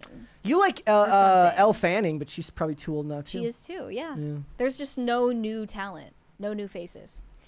Shane H. Wilder said, sorry for using a fancy French word, Mary. I'm just film nerding with Brett. I'll make a random Catholic reference to confuse him later to even it out. Thank you. I appreciate that. I mean, let's face it. The reference doesn't have to be Catholic to confuse me. I'm pretty much any reference will do. Yeah. Red Snow said, okay, hear me out. People are flippin' degenerates. Yeah, I am hearing you out, and I agree with you. Yeah. You're valid. All right, let's hold off on the rest and let's come back after the fact. What about Sadie Sink? Are we stuck with Sadie Sink? But she's a redhead. She would have played Ariel if we were in a sane society. That's a good point. That's a good point. All right. We'd be remiss not to talk about the premiere of Another Simple Favor, which is Blake Lively's latest movie following It Ends With Us and all of the legal drama that surrounds it. So a lot of people thought that Blake was not going to show up to the premiere of this movie out of fear of backlash from the media and also protesters, which we'll get to later. But she did end up making an appearance alongside her co-lead, Anna Kendrick. And basically the whole thing turned into speculation about her and Anna Kendrick hating each other behind the scenes. One of these accounts on X has been non-stop posting about Blake Lively. You're gonna have to explain this to me because I admit, like, when it starts to get into like actor doesn't like another actor, a buzzing starts going on in my brain and I just tune out. So you're gonna have to. You don't believe it? I don't care. You don't believe the claims? Like it's like you can make it interesting to me by explaining it to me, but I'm not gonna shuffle through. Like when these clips show up on my timeline, I'm like, I'm not watching 2 minutes of that to figure out. You always make it interesting. So. The theory is easy to believe. It's not that Anna Kendrick just hates Blake Lively. She could be the evil queen. Blake Lively for the evil queen. Oh, I agree. Yeah. Yes. Thank you, chat. It's not that Anna Kendrick theoretically just hates Blake Lively for no reason. It's more so that your colleague is making your job a lot harder. Yes. Because part of your job is promoting the movie. And when you have to do it with someone who is at the center of a media firestorm and you're also getting roped into it just by association. Yeah, she's probably like... She resents that. She's like, look, that guy in Pop Culture Crisis always dunks on me for being boring, and I like my boring... Yeah. Like, I'm inoffensive. No, Anna Kendrick wants to have a very job. boring Hollywood role, and she doesn't want to be pulled into any of this drama. So this one tweet said, Blake Lively and Anna Kendrick before they walk the red carpet at South by Southwest, Another Simple Favor premiere. I reported on Blake being terrified to walk the carpet as Anna Kendrick is pissed at her and never wants to work with her again. And then the director of Another Simple Favor, Paul Feig, tweeted a response to this saying, you're wrong. Do you think this was the wrong call for him to say this? If it's Paul Feig, it's always the wrong call. Yeah. Remember, we will not forget Ghostbusters. You are not forgiven. You have not been absolved. I don't think that he should be getting into mudslinging fights with random X accounts that report on Blake Lively's personal drama. Did you see the post the other day where it says Vincent D'Onofrio responds to Daredevil critic, where a guy says they ruined Kingpin, and he responds, thanks, dumbass. And people are like, what's he doing responding to this random account? Well, the account name was dumbass. Okay. How can you be mad at him for responding to that? If they have a sense of humor about it, that's one thing. But when you're just getting into back and forths with anonymous accounts online in the middle of your movie premiere, it's not a good look. Now, I will say a lot of the hate directed at Blake Lively, specifically on this night, felt very forced and desperate and contrived to me, especially with just how innocuous her appearance on the red carpet was. Another tweet read, Blake Lively, aka Plantation Barbie, did a costume change on the red carpet for Another Simple Favor. Okay, is she serious? The delusion and narcissism is egregious. No one else did this. I know Anna Kendrick is so tired. I have to ask, like, my general belief would be like somebody making the critique about where she got married isn't necessarily the same person who cares about her thing with Justin Baldoni. Meaning, woke people are mad at the racism scandals and anti-woke people are mad at the false Me Too claims. I don't believe that the average person who cares about the false Me Too claims cares for a second that she got married on a plantation. Yeah, which is why it's bizarre that they even made mention of it. I was given secondhand embarrassment when Ryan Reynolds apologized for getting married on a plantation. Like, out of all the things to respond to. Right. Yeah, well, back then it was a different climate as well. I mean, that would have just blown, like, even back then I feel like that one would have just blown over. I sent you the dramatic costume change, actually. Well, I have this clip. In Slack, it shows you the before and after. It just felt like that was relevant for calling it delusional and narcissistic. This is it. She had a jacket on. That was like the same color as the dress. And then she took off the jacket.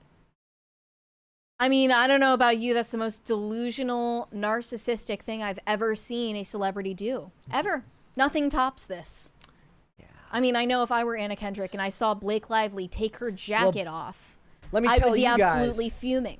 Let me tell you guys about the time that one time at the Royal Rumble, Cactus Jack came out. And then Mankind came out, and then Dude Love came out, and they were all Mick Foley, all one guy. I'm bringing this back in for the men here who might not understand this. Mick Foley is a pro wrestler, and then he played these 3 separate characters throughout his career. And in one Royal Rumble, which is where you go down to the ring and you have to be the last person who doesn't get thrown out of the ring, he came down 3 separate times as 3 separate people. That's this right here. She's like, I'm Blake Lively with a coat on. Disguise. And I'm Blake Lively without a coat on. Yeah, there was also this incredibly loaded headline from TMZ showing her on the red carpet in a video. Can you pull that up?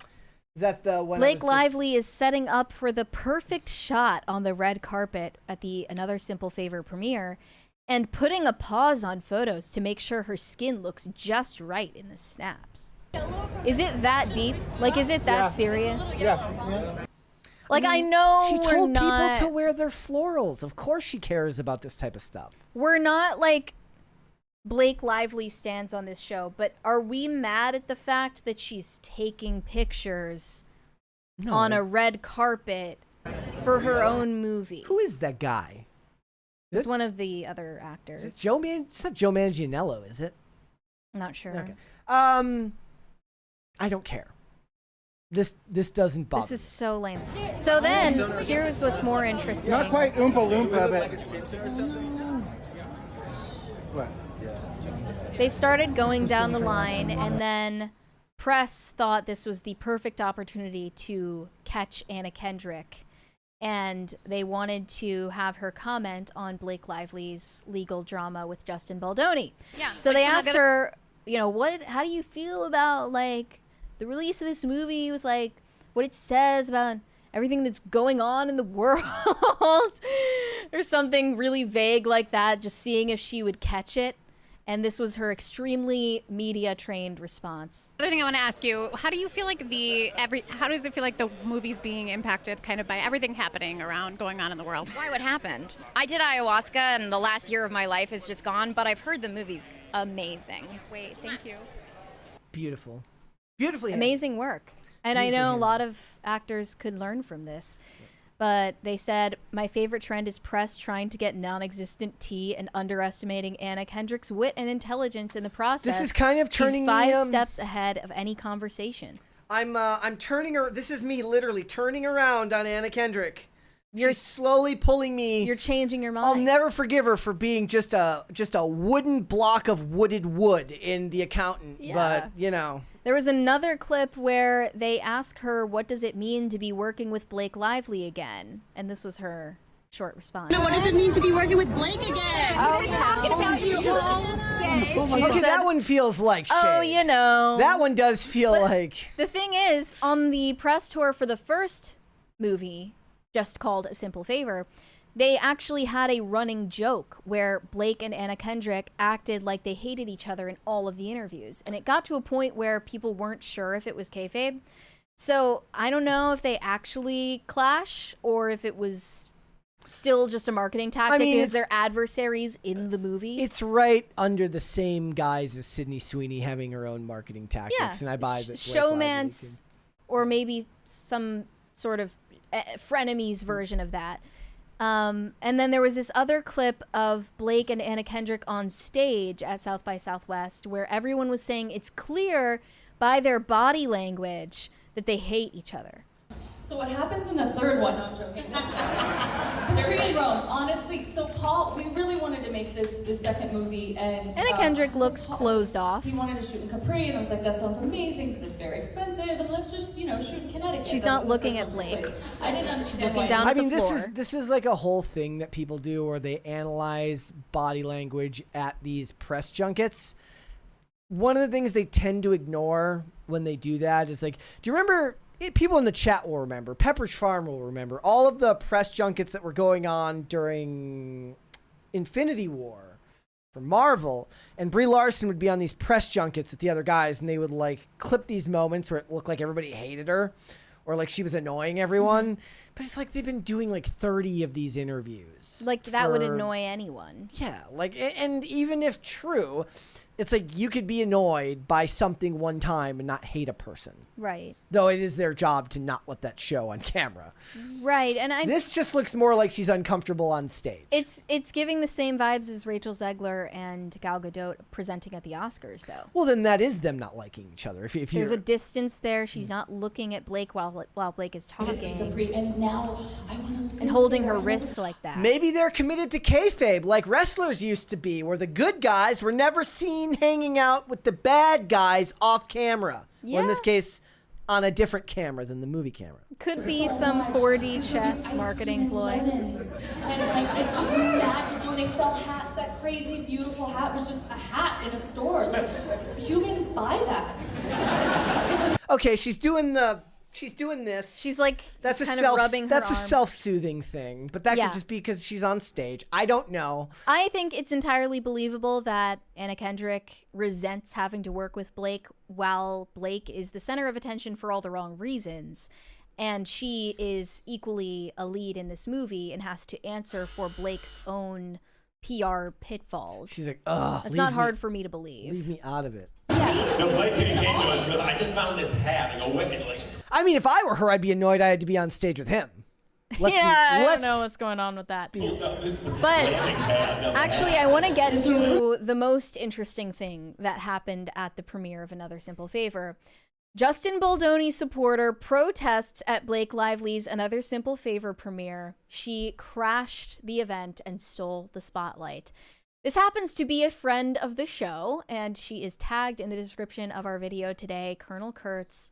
Shout out to a real one who is not just making content in the privacy of her own home, but going out into the world to make the content happen for everyone else. You are creating our own content. Thank you. Thank you, Colonel Kurtz. You're an icon. She just reached icon I status. texted her before the show. I said, we're about to cover the She's protest. incredible. And I was so mad when we didn't cover this yesterday because X was down. But this is the video that Variety published on their Twitter. She's holding up a sign in this video. Justice for Justin Baldoni, Blake lied. And she's wearing this custom shirt that She says went Blake and had the lied. shirt made. She actually made it herself. She ironed on the lettering at home, flew out there, and showed up for Justin Baldoni. We love to see it. Justin Baldoni needs to reach out and offer her thank you. And so we see all of these headlines calling it out, but none of them want to give Colonel Kurtz the credit. By the way, I just refreshed her channel, guys. She just got to 99.8K. She's so close She's to 100K. right there. If you have not subscribed before now, you definitely ought to. And also, she's been on the show how many times at this At point? least 3. Yeah, like a few times. So if you're new, you might not have seen those episodes. Go back and watch them. She is hilarious and insightful. And She is. She has great content. We used to do like a weekly live stream. Like when she and I both had more free time, we would do a weekly live stream covering all sorts of things. And what was always fun about that is like we'd have like these things we were going to talk about. And given that I have no sense of like organization, she'd be like, let's talk about this. And I would start rambling about something. And she would always go with me. She's there for the journey. She was there for the journey, and I'd be like, yeah, that makes sense, but how about we go here? We don't do that here. We try to stay on topic as much as possible, and even then, I started to yank us away from the topic from time to time because my brain is mush. But she's the best. You guys should all go subscribe to her channel. She also reacted to the headlines that we're publishing in real time. On Twitter, she said, I'm still laughing that this is me in the photo next to Blake Lively. I know it's ridiculous. You should have seen my man standing near me the whole time cracking up. Get you a man's who supports your Justin Baldoni protest. Yep. I can't even right now. I'm front page breaking news on Daily Mail. Glad to do my part to get the word out tonight in Austin. Follow me for more on Justin Baldoni and Blake Lively. I had a great time tonight filming interviews and asking people for their thoughts on Baldoni versus Lively. Follow me and subscribe for forthcoming videos and interviews from the night. I think that it was more surprising to me that she was the only one who thought of this. Yeah. Like I actually would have predicted more people showing up in support of Baldoni given the amount of attention this has gotten online, but maybe that's just proof that it's easier to sit on your ass and write tweets and make TikToks about a situation than show up Slacktivism. in real life and show your real face doing it and standing for what you believe. If I send you like protest messages in Slack, is that slacktivism? That's like double slacktivism, yeah. And I saw an interesting perspective on Colonel Kurtz and her business model as a content creator from a feminist perspective, one that I believe is sympathetic to Blake Lively. So here's this following tweet. As a female content creator who covers pop culture news from a leftist perspective, it's alarming to see the proliferation of reactionary female content creators who fully realize that the pop culture celebrity news space is ripe for right-wing dominance. We talk about the manosphere and online radicalization of men and boys, but we are not talking enough about the women who are also being radicalized via reactionary female content creators who utilize entertainment industry cases of sexual harassment to push a regressive agenda. There's absolutely a celebrity gossip to alt-right pipeline taking sexual harassment cases as gossip and framing it this way. It attracts the attention of people who seek this type of news and content. So they're actually showing pictures of Colonel Kurtz and her sign that she held outside the event. But they're also definitely throwing shade at Candace Owens in this post, who has gotten millions upon millions of views and thousands of subscribers from covering the Lively Baldoni case, who are both coming at it, maybe not from a right-wing perspective, but a critical thinking in their perspective. Opinion, that doesn't even make any sense here because she's... no, never mind. No, let me rephrase it. Let me pull that back in. So, first of all, Colonel Kurtz is like... She was like a professor, and she's very, very educated and intelligent and well-spoken. I kind of laugh at the idea of calling that type of content reactionary. When I think of reactionary, I think of like going from issue to issue to issue. She stays on a topic and deep dives kind of in the same way that Popcorn Planet does with a lot of the same things, right? I don't think of that as... She knows her niche. Yeah, I don't think of that as reactionary at all. I think of that as invested in a specific topic. The only difference is you don't like her conclusion. Right. And if you liked her conclusion, she wouldn't be considered reactionary. So is the idea of being reactionary just whatever goes against the modern mainstream dogma? Is that the definition of reactionary? Because I have a problem with that. I guess reactionary is having any reaction to a Me Too claim other than believing. Than believing them. Like, I don't know what else to make of it. She also said, this feminist said, Depp versus Heard was a catalyst for this type of content because pro-Depp content was rewarded immensely and dominated the internet. Tons of content creators, I believe she's also referring to Colonel Kurtz here, seized on the burgeoning backlash to the Me Too movement, have continued to make content that is not remotely subtle in misogynistic framing. I have seen Colonel Kurtz also take the opposing perspective on certain cases. She is not locked into saying that all women are lying all the time. So which cases do you recall that she's taken the other I mean, I would rather have her on to talk about. I can't remember off the top of my head, but there was at least a couple. I wonder what she would think of like the Harvey Weinstein claims, because Candace Owens is also currently in the process of releasing a multi-part series about her conversations with Harvey Weinstein. Apparently they've been talking for years, and she's trying to expose some of the media lies about Harvey Weinstein, which is really controversial. I mean, all of this is kind of the natural outcome of a democratized form of media engagement, whereas at one time, whatever the narrative was existed and was put forth by the same 5 to 10 outlets, all of which are probably owned by even less companies. Penske Media owning like half of them, whether it's Variety, Deadline, all of these companies fall in line, fall in sync, and promote the same idea. And when the internet allowed people to have a voice, it allowed other people to form opinions, and they don't like that. They really hate that. Now, that is not to say that I agree or disagree with everyone on all of these cases. If anything, I tend to take the perspective of they're better than me because I don't have the attention span to care enough about a lot of these cases to like really, really go in depth. It's like it's why me and you talk all the time about we try to strike a balance between covering topics and spreading out to other ideas so that the show isn't like all one thing.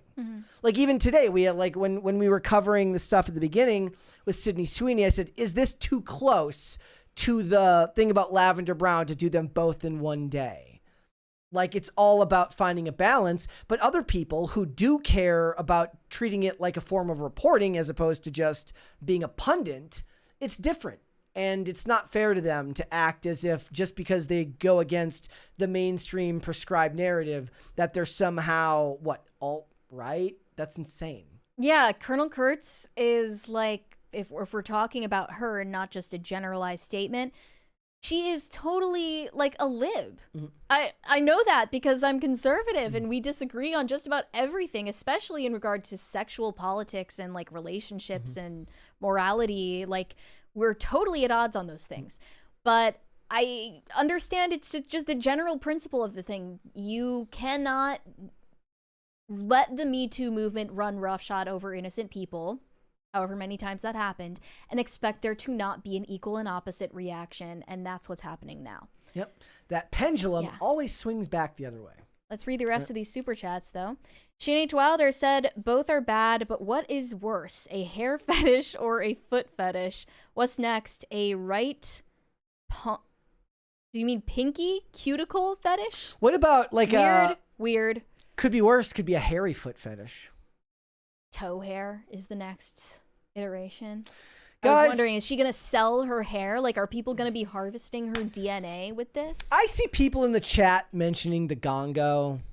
If you cared about the gongo, you'd get us to 3 crisis parties today. We're at like 1 3/4. Yeah, just a tip. Just saying. Pop culture junkie, or no, Shane H. Wilder. Aaron's wife tried to ghost him, literally. Aaron Goodwin. Yeah, I don't know anything about that situation, but yikes. There's a lot going on at InfoWars too. Things are starting to feel really creepy. The InfoWars stuff is creepy. I mean, I remember I haven't looked into it that yet. was like one of my first experiences here at Timcast as we went to InfoWars. Where is that? Texas. And like armed security the whole time. So why did that trip happen? Was it for like Tim was doing collaboration? Yeah, Tim was doing the show from there for the week. Or for like, was it like a week? Oh my gosh, 2021 might as well be 30 years ago. Yeah, it was before my time, believe it or not. It was like in the early days, and that was like PCC wasn't a thing yet. We were still I was still helping with camera work and stuff for the vlog at that time. So my gosh, that literally might as well be like 2 lifetimes ago. Well, I've earned my place as an old head, so yeah, we're proud of that. But I wasn't there for that. We are both aging Timcast. Well, now I don't know if I ever want to go to visit InfoWars because there's some shady stuff happening there. I don't know. Red Snow said, my guy is redacted if anyone is interested. Okay. I don't know what that means. And then he said, Lispy Guy Mary is a new character. I have a Lisp character. Yep. But it's like you choose between the lisp and the whatever this one is. This one. Depends on the character I'm playing. You are good. You do have a future as a voice actress. Absolutely. That's my next step. Cesario JPN said, how is today's cringe? Revy from Black Lagoon is a gunslinger that can kick butt, take no names, and you could slam a few brewskis with. You are the reason. You are the reason why today's cringe is cringe. People in the chat were disagreeing with you. They were saying not cringe. Well, I'm sorry, but you're the guy in the video. This is not a democracy, Mary says. You're literally the guy in the video. And if you don't see how it's cringe, well, I don't know what to tell you. It went viral on Instagram because, well, everyone thinks that it's cringe because it's cringe. Red Snow said, if this Snow White stuff real, I don't believe you. What does that mean? It's all real. It's definitely real. I mean, are you trying to like force us to like? It wasn't AI. Yeah. What do you mean? Pop Culture Junkie said, while on the 10-minute interview junket circuit, I would watch other critics lull a star into a sense of security and then leave the gotcha question for right at the end. Oldest trick in the book. That just makes me like the journalist just a little bit. Yeah. No, I respect the hustle. Like, do your job. I'm about to get these. I think any of them like ever like gave Tom Cruise like the perfect interview, and at the end, then so they're like, did you ever have to follow anyone and take pictures? I think the celebrity and the journalist are natural enemies, so I think most of the time I'm going to fall on the side of the journalist. But here's the thing, like we've talked at the past about how like they used to be more confrontational, more in terms of like paparazzi. Right. And now it feels like the journalist's job is to lift up the star, even if Right. They would not dream of it nowadays, but you can look back at paparazzi interactions with Lindsay Lohan, and they're asking her, hey, does the carpet match the drapes type questions, and it's like you could never get away with that. Shit. You could never get away with that post, like, you know what? I want one of these people to start slipping in, like, ask all this, like, so, wow, like, what was the most powerful scene in the movie to you? So, what was it like trying out for this role? What's your body count? Maybe that needs to make a comeback. Maybe the salacious. What's your body count? Or, like an actress would gain like 5 pounds and they'd be like, beach whale Selena Gomez, like floods the shore. It was really a hostile What's the cost? relationship. Like how much more expensive was that dress now that like all that extra fabric had to be made? And Fatty. Nowadays, the media just runs cover for them and has this fake, friendly relationship with the celebrity class. And it's truly feminine. It's inauthentic, but it's truly feminine. Yeah. Like fake friends that actually want to sabotage one another. Yeah, but I'm just asking Harvey Levin to like stand on business and make TMZ what it used to be. I mean, those interviewers still go out. Like, who is it that was it Pop Culture Junkie said like they have a course that they teach the freelance journalists on how to get the answers they need out of the person? It's a nomadic life. Like it's life in the fast lane if you're a TMZ journalist, because you have to like be ready for flight at all times. Yep. Have a go bag with you at all times, and then you have to go. No, bro, you just go hang out at LAX. No, you go rush somewhere, and then Erewhon. And then you ask someone like, what's your body count? No, not really, but like that's a separate course. That's the street interviewer. That's the street interviewer course. Yeah, that's a different course. But they have the most like unassuming, like fake friendly persona that they put on. It's like, oh, like I just happened to cross paths with you. This is crazy. Like total coincidence, right? Shane H. Wilder said, why does Snow White look like it was made by a first-time filmmaker who doesn't realize that you have to actually edit the log footage to look good? It does kind of look like they left all the colors like raw. Yeah, it does. But you know that they worked hours on it, so how did it end up like that? And it's happening with like everything now. With your expertise. So this was one of my issues with shows like Parasite, or I really wanted to like the Alex Rider show that Freevee made, and it's all so flat. Yeah. Like there's no I don't know if it's literally like all the good cinematographers are busy. Are they dead? They're just no. There's just too many things being made now, right? Okay, then who's doing it right? Like, can you think of positive examples that are coming out? I feel like it's all just looking like garbage. Like it's not though. It's not. It's like there's only one Roger Deakins, and he's busy. Okay, he's doing shit, and everybody else is like, turn the camera on, light it all blue, and then like it's ugly. F it. It's gross.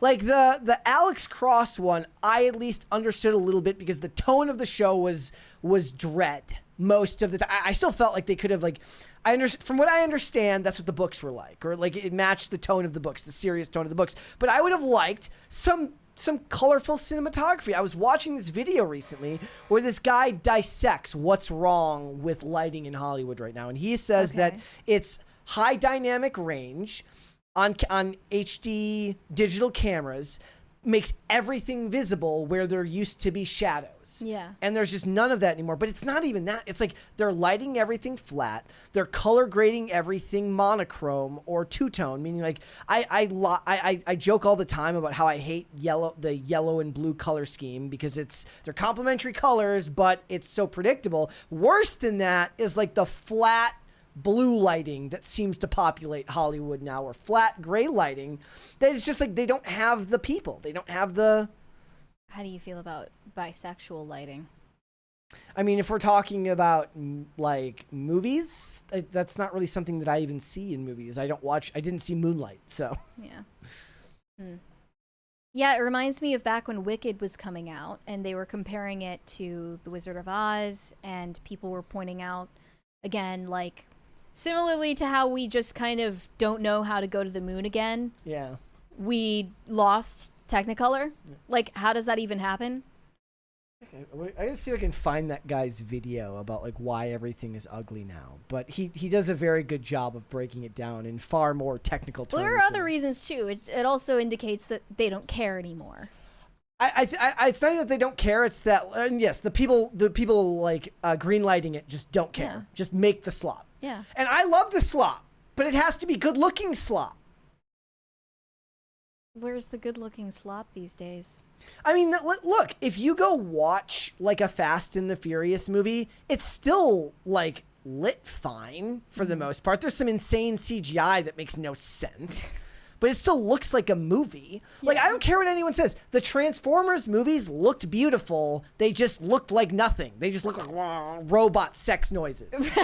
Robot sex noises.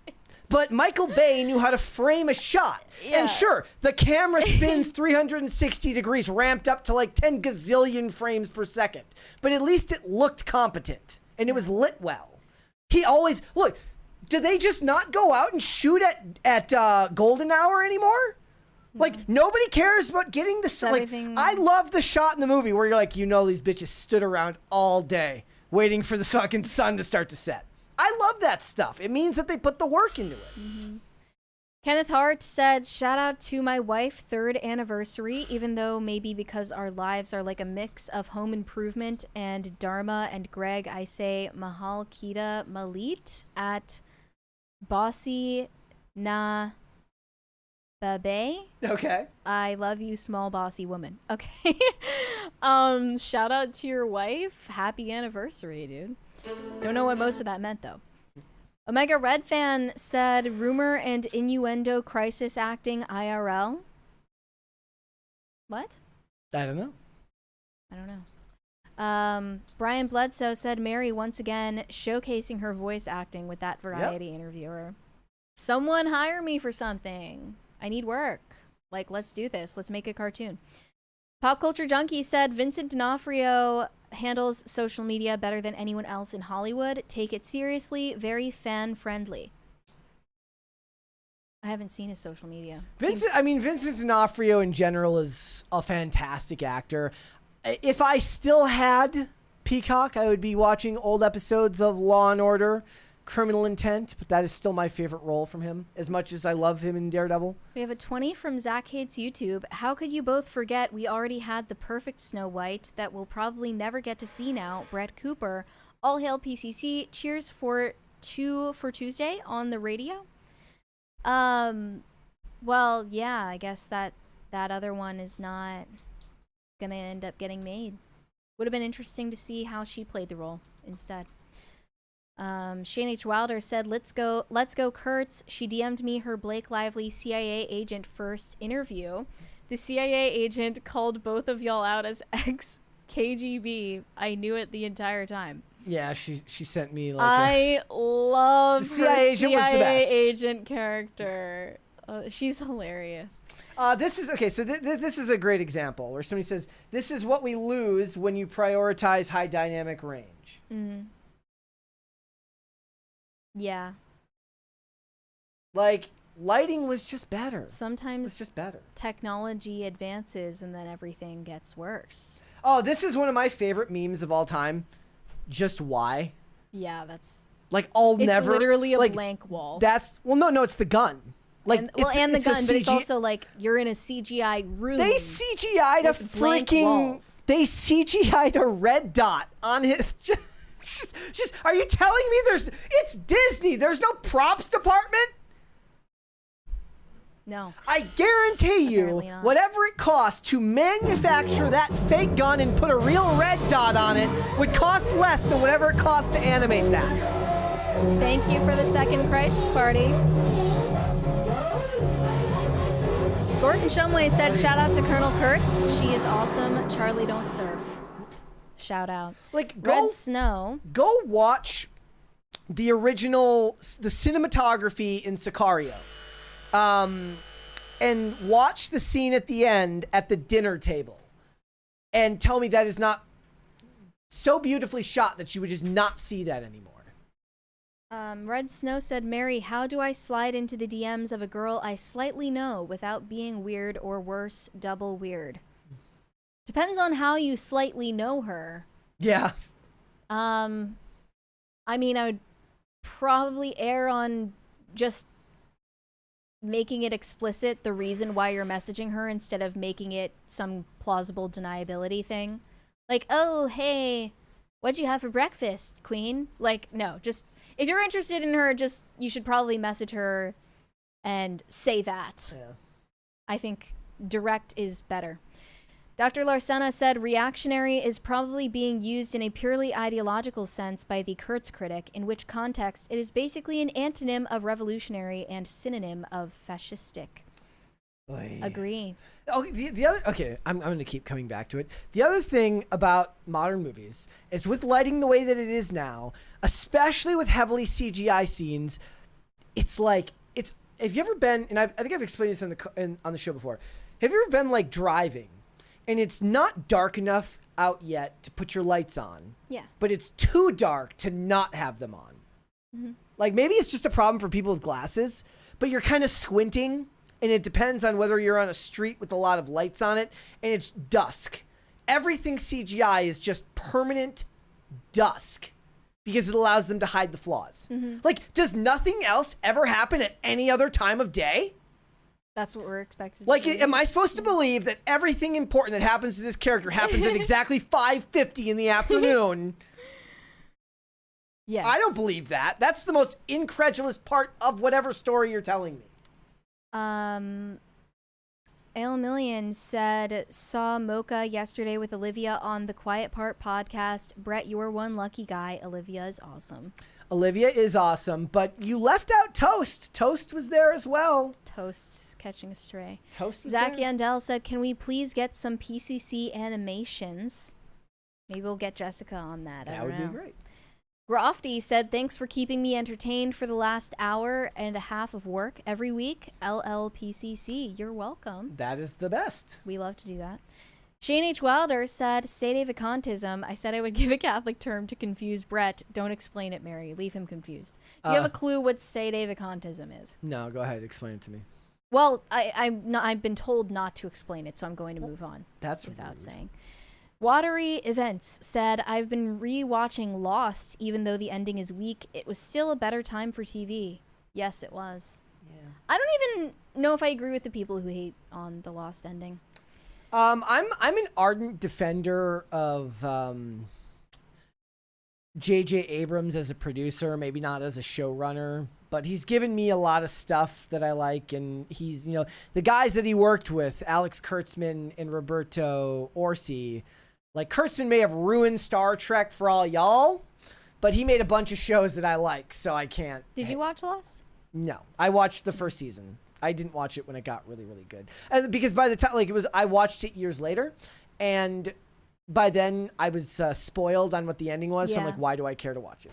Well, I don't even And and I do agree that the mystery box formula of like, what is it?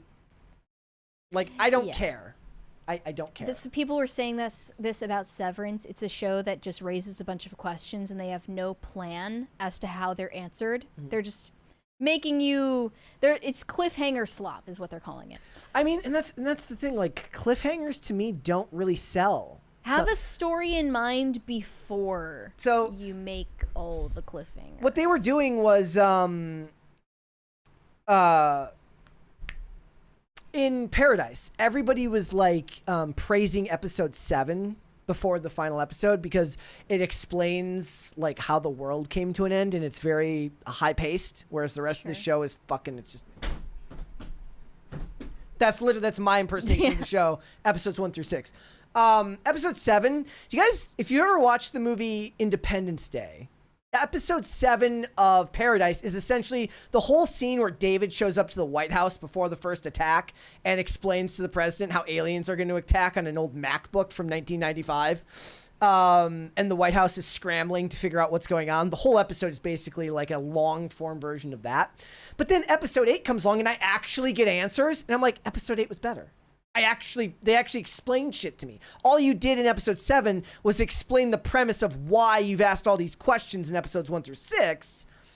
And sure, it was faster paced, but in episode 7, they actually crammed in all the answers that might have been able to have been like revealed throughout the whole thing. My biggest critique of the show is they shoehorned a bunch of stuff into episode 8 that would have felt a lot more impactful if you had peppered it in throughout the show. Like you just walked in a circle for 6 episodes and then threw in important new characters into the last episode and then expected me to care. Something is similar. But the point is like they spent the first 6 episodes. There's a mystery. Who is it? Right. Who killed the president? They did something similar with Wayward Pines, and then I lost interest. Yeah. Pop Culture Junkie said similar that show to... had good cinematography. It did. Like yeah. the average network television show back then had better cinematography than the stuff that's getting thrown hundreds of millions of dollars at it on cable now. Yeah. Pop Culture Junkie said, similar to the old National Enquirer, TMZ will be the highest bidder for embarrassing celebrity sound bites shot by independent freelancers.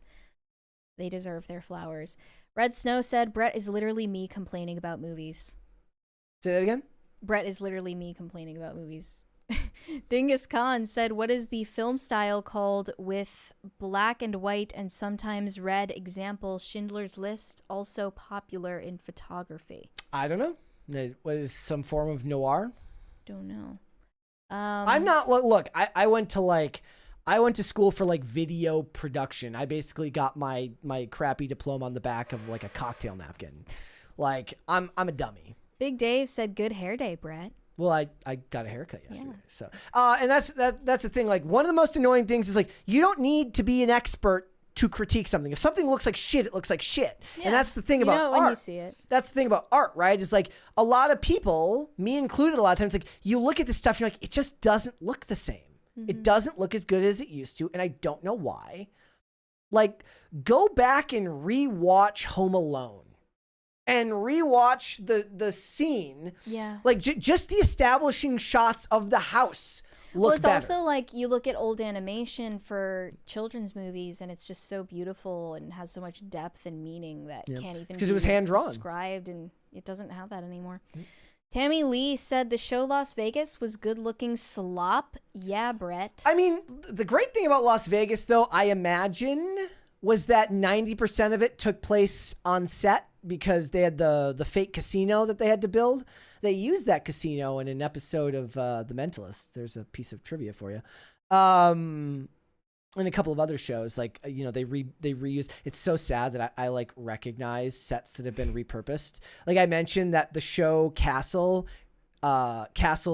condo is the same one they use for the mixed condo in the show Moonlight. The fact that I know that should probably have disqualified me from ever finding love. But I did, so I got very lucky. Anything's possible. Anything's possible. Diz said, Brett, Corridor Crew, Disney invention, maybe? I don't know what that means. I don't either. Pop Culture Junkie said, Brett, it's too bad perfect golden hour shots have become a budget issue in Hollywood. Yeah, like they can't afford to see that. And maybe that's why I tend to trend towards these kind of... people talk about them being low budget, but like shows like Almost Paradise, which is like a Dean Devlin show, same guy who made The Librarians and Leverage and stuff. It takes place in, oh my gosh, I forgot where it takes place in, but it's all basically on an island and most of it's shot outdoors in real places. And it relies on the beautiful nature of the island to be kind of like Hawaii Five-0. You know, a lot of it has to do with the fact that they're out in Hawaii shooting on actual locations and it's visually appealing. I'll tell you, I fully believed Psych was filmed in Santa Barbara. You totally bought into it? Because I'm dumb. But in general, shows like that, or Republic of Doyle, which was filmed in St. John's, Newfoundland in Canada, relies heavily on being in this quaint location. There's actually an episode where he's being followed around by a writer who makes a book series about him and like humiliates him in the books and he just has to take it. But he calls it quaint on location. Like that's the point. Yeah. And stuff like that is 100 times better than having to watch shows that are on a green screen. We were watching the show Believe the other day, and this was really, really funny. So it was very clearly filmed in New York City. New York City is expensive, right? So there's this scene where they're in a park, and the first half of the scene looks normal. Second half of the scene, they're in the same location, green screen. Likely because it got dark. Like it literally, the scene was taking place at just past sunset. And then it's very obvious, very noticeable, maybe less so back then because TVs might not have been, you might not have had a bigger TV, like, again, poor. Like I had like a TV was probably this big back then. I wouldn't have noticed. Yeah. But now I'm watching on a regular sized television. I'm like, oh, that looks horrible. But it's likely because they had to like finish the scene back at a studio and use still images when they were lighting the set to do the green screen. Right. High Voltage 75 said, episode 800, Mary eats packing peanuts live on PCC. Let's go. Is that against TOS possibly? We'll have to look into that. I don't know. Red Snow said, thanks for the advice. Worked in the past, but felt weird when I did it, even though it worked. Also, praise PCC, y'all rock, and praise be to Space King. Oh, and it was the Philippines. That's where the show was filmed. The Philippines. That was where Almost Paradise was filmed. It felt weird to what felt weird? I don't know what that means. Felt weird to what? Oh, sliding into the DMs. My advice is literally just say what you mean. Women like that. You know, even if they end up rejecting you, they appreciate you not trying to give them the runaround. Shane H. Wilder said, Olivia also brought up the Brett Dasovic Foundation to save the Gongo. Also, the ending to Lost was fine. The ending to Manifest, however, was ass. Manifest was another one of those shows where I got reached out to by a friend who was like, I think you'd really like this show. And I saw it and I'm like, I just watched a lot of Scott Foley and Scandal. I don't know if I can watch more Scott Foley right now. I was watching like The Unit at that time and I'd never seen it.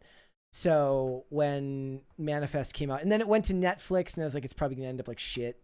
As a lot of shows do, like Designated Survivor when it went from network TV to Netflix. So I did not reach out to it. If you want to watch another show that had some great cinematography and practical sets, watch Into the Badlands. Pop Culture Junkie said, shitty cinematography, DPs pushing HDR too hard. Yeah, they really do. DPs. Director of Photography. Okay. Shane H. Wilder said, the term for a black and white film with just one item in color is selective coloring. My focus on my degree was directing, editing, script writing. You are far more educated and knowledgeable than me, my friend. I just watch a bunch of stuff and then complain. Brian Bledsoe said, still love Blake Lively on Age of Adeline. Okay. Haven't seen it. All right. One more look, from Brian. I hear Brian you guys Bledsoe. care Not about the on, Gongo. Brian Bledsoe said, not on TikTok, but still shows up on end credits. I don't know what that means. Guys, if you care about the Gongo, we're almost to the third crisis party, so we should get there if you actually care.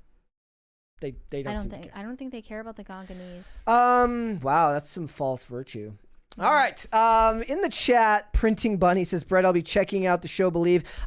Temper your expectations. Again, this was like a network show from 2014. It's pretty boilerplate, but I liked it. Delroy Lindo is an underappreciated actor. You could also check him out in the short-lived series Chicago Code, where he plays a crooked alderman, and that show was fun too. It only went 13 episodes and then canceled.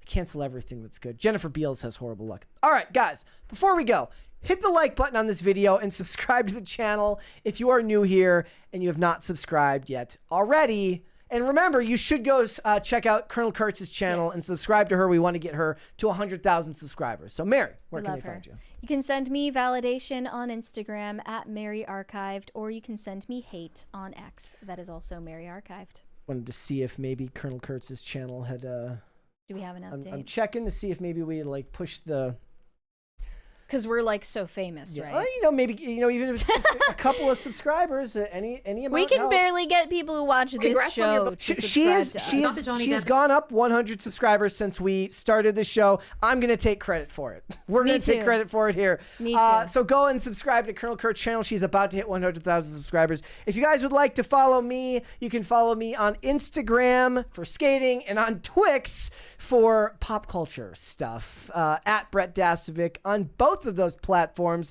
This show is here 5 days a week, Monday through Friday, 3 p.m. Eastern Standard Time, which is noon Pacific. We are on Amazon Music, Apple Podcasts, Pandora, and Spotify. If you would like to listen rather than watch the show, you can rate and review on Apple Podcasts and on Spotify. Both of those that's a great way to help grow the channel as well, because ratings and reviews always help. Also, again, remember, like this video because it tells the YouTube algorithm this is good content. And if you want to follow the show on social media, we are on Twix at popculture_show, Facebook at Pop Culture Crisis, Instagram at Pop Culture Crisis Pod. Mary, there's one more there. Red Snow said, sent a DM to the baddie I like. Also the Gongo?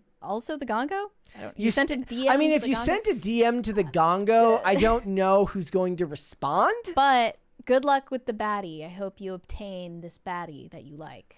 I hope it works out for you. Yes. Guys, with all of that being said, we will be back with another episode tomorrow. We will see y'all then. Bye. Bye, everybody.